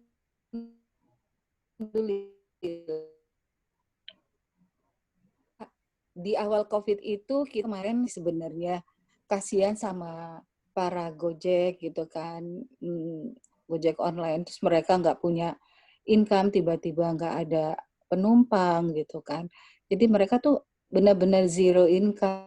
Nah, dilalah ada promo di GoFood, awal-awalnya nih ya, ada promo GoFood yang buy one get one gitu. Jadi harga satunya 20.000, kalau misalnya buy one get one kan jadi 10.000 kan ya. Nah, terus aku share ke teman-teman di 87, ini ada makanan loh murah gitu. Yuk kita bagi-bagi yuk gitu. Alhamdulillah anak-anak 87 itu baik banget gitu. Mungkin semua SMA 8 kali anak alumni SMA 8 baik-baik banget gitu ya. Mereka tuh nggak ragu-ragu langsung brek semua dana ditransfer ke Mary Aisir. Mudah-mudahan Mary ada di sini deh kayaknya deh. Mei, halo Mei. Nah, terus kemudian karena yang outletnya ada di dekat Mary di gudang peluru, akhirnya Mary yang beli, terus dibagi-bagiin lah sama pasukan biasa ya. Itu namanya jagoan pengkolan ya. Juragan pengkolan, Mei biasanya gitu. Jadi dibagi-bagiin semua. Nah, kemudian berikutnya adalah makanan juga. Makanan juga selama Ramadan kita udah melakukan beberapa kali untuk buka puasa. Terus terakhir kita berbagi sembako juga. Nah, jadi sekarang ini udah mau ke batch 5. Terakhir sama Dodot ya, ke Cibinong, batch 4 itu. Itu memang orang-orang, kalau secara fisik sih mereka kayaknya masih sehat. Cuma katanya secara dompet emang udah nipis banget dan nggak ada income gitu. Ya sudahlah ya, itu emang rezekinya mereka ya Dot ya. Nah, kita melakukan seleksi lagi, jangan sampai targetnya itu nggak sesuai target gitu. Nah, ada 2 kandidat ini yang untuk batch 5 di pesantren Tahfiz Du'afah Yatim ya, di daerah Cibinong. Nanti PIC-nya Nani. Nani ada nggak ya di sini? Nani A3. Nani Kribo. Kalau dulu aku panggilnya Nani Kribo. Sekarang udah pakai hijab jadi Kribo nggak kelihatan. Terus kemudian nanti juga ada satu pondok pesantren lagi di Bekasi Timur. Itu minim banget penerangan. Mereka malam Jumat kemarin ngadain kajian, ngaji bareng-bareng. Penerangannya ini sekali ya, minim banget. Tuh sampai saya tanya, kebetulan itu status yang ada di teman saya. Terus gue bilang gini, Pak, sorry, itu lagi kajian. Iya Bu, di mana gitu? Itu di pondok pesantren du'afah, yatim dan janda. Jadi ada janda juga di situ ditampung gitu. Maaf, ini jandanya janda terlantar ya, bukan janda muda ya. Janda yang udah tua, yang terlantar banget, benar-benar yang nggak ada lagi yang ngurusin dan lain sebagainya. Terus saya udah 2 kali Bu, jadi ada orang yang beli makanan ke saya, dia langsung titip, tolong Pak dianterin ke pondok ini gitu. Itu benar-benar butuh gitu. Nah, kemarin udah konsultasi ke Mei dan ke Nung ya. Ya kita mau ke sana juga. Alhamdulillah saat ini dana yang terkumpul untuk batch 5 berapa ya Ku? Halo Pak Kuku. 8 jutaan deh kayaknya.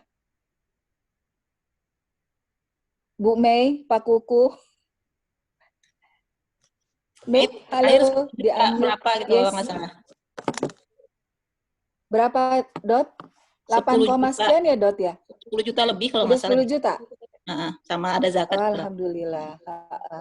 Rencana kita mau kasih sarung, ya kan? Al-Quran, terus sama sembako kalau nggak salah. Atau enggak makanan buat yang di pesantren Cibinong. total seluruhnya menurut Nani itu ada 90 orang. Kalau yang di Bekasi Timur itu ada 80 orang.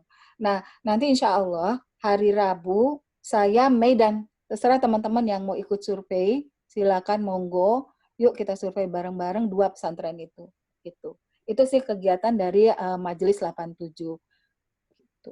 Silakan Ibu Neni dan Ibu Nung serta Dodot dan Kuku, mana Kuku? Mei, halo. Ya, itu aja sekilas dari saya ya teman-teman. Intinya adalah kalau kita balik lagi kepada Al-Quran, ada salah satu ayat yang menyatakan bahwasanya kalau bisa dibalikin lagi ke bumi untuk bersedekah, itu ngena banget tuh teman-teman. Ngena banget. Gue tuh sampai bilang gini, ya juga ya, yaudah gue pokoknya mau deh ngegiatin ini deh. Kegiatan ini gue mau koordinir gitu, intinya gitu. Mudah-mudahan gue juga ikut nyemplung di situ gitu. Dari aku segitu aja. Yang lainnya silakan. Meta jadi mau sharing videonya nggak? Ini aku udah coba. Tapi kenapa nggak bisa ya, Nung? Kenapa ya? Sebentar. Aku sih udah bagi ke Nung dan ke ceritanya. Ini aku lagi juga nggak bisa nih, kayak cuma Neni kali yang bisa ya. Aku juga nggak bisa. Aku udah download videonya tapi nggak bisa. Nggak bisa juga nih. Ya udah kita siapkan buat berikutnya ya. Tapi intinya kan Meta, silakan teman-teman yang mau bergabung ikutan berinfak, mungkin bisa hubungin Meta, Mary atau Gladia atau siapa lagi, Met? Bisa hubungin Meta, Mary, Gladia. Makasih. Ya, oke. Mbak Tuti, terima kasih. Mbak Tuti, terima kasih. Moga-moga minggu depan bisa ikut lagi ya, Mbak. Minggu depan ikut lagi, dimanapun aku berada, ikut pasti. Alhamdulillah. Oh, Mbak Tuti aja semangat, kita harus dong. Monggo, Mbak Tut. Gak boleh kalah ya. Siap. Dari Diki mungkin ada sepatah dua patah kata. Enggak, udah patah-patah kata-katanya. Oke, Meta, mungkin kalau nggak ada, mungkin tutup aja langsung ya.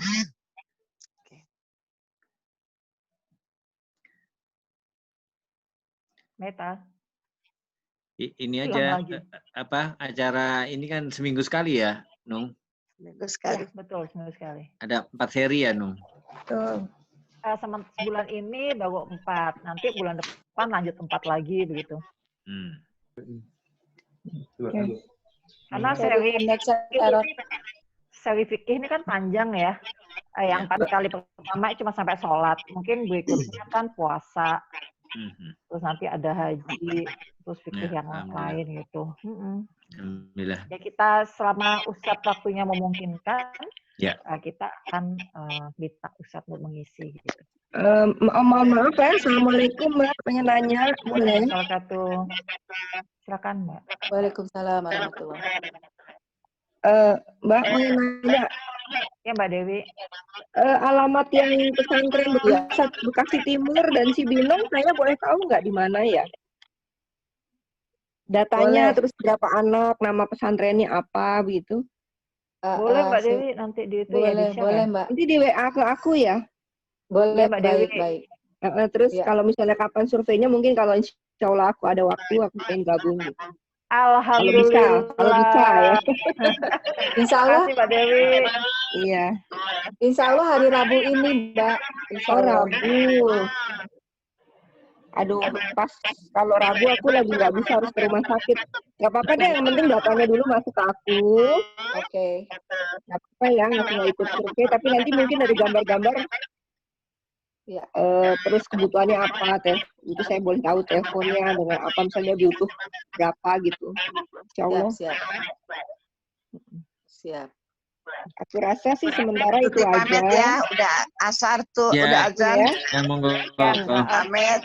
Makasih Mbak Tuti. Makasih Mbak Tut. Mbak Dewi. Assalamualaikum. Waalaikumsalam warahmatullahi. Terima kasih semuanya, teman-teman semua, atas kehadiran teman-teman. insya Allah apa yang kita pelajari ini bisa menjadi bekal kita di akhirat kelak. Amin. Kita sudahin dulu kajian ini. Saya mohon diri mundur. Terima kasih.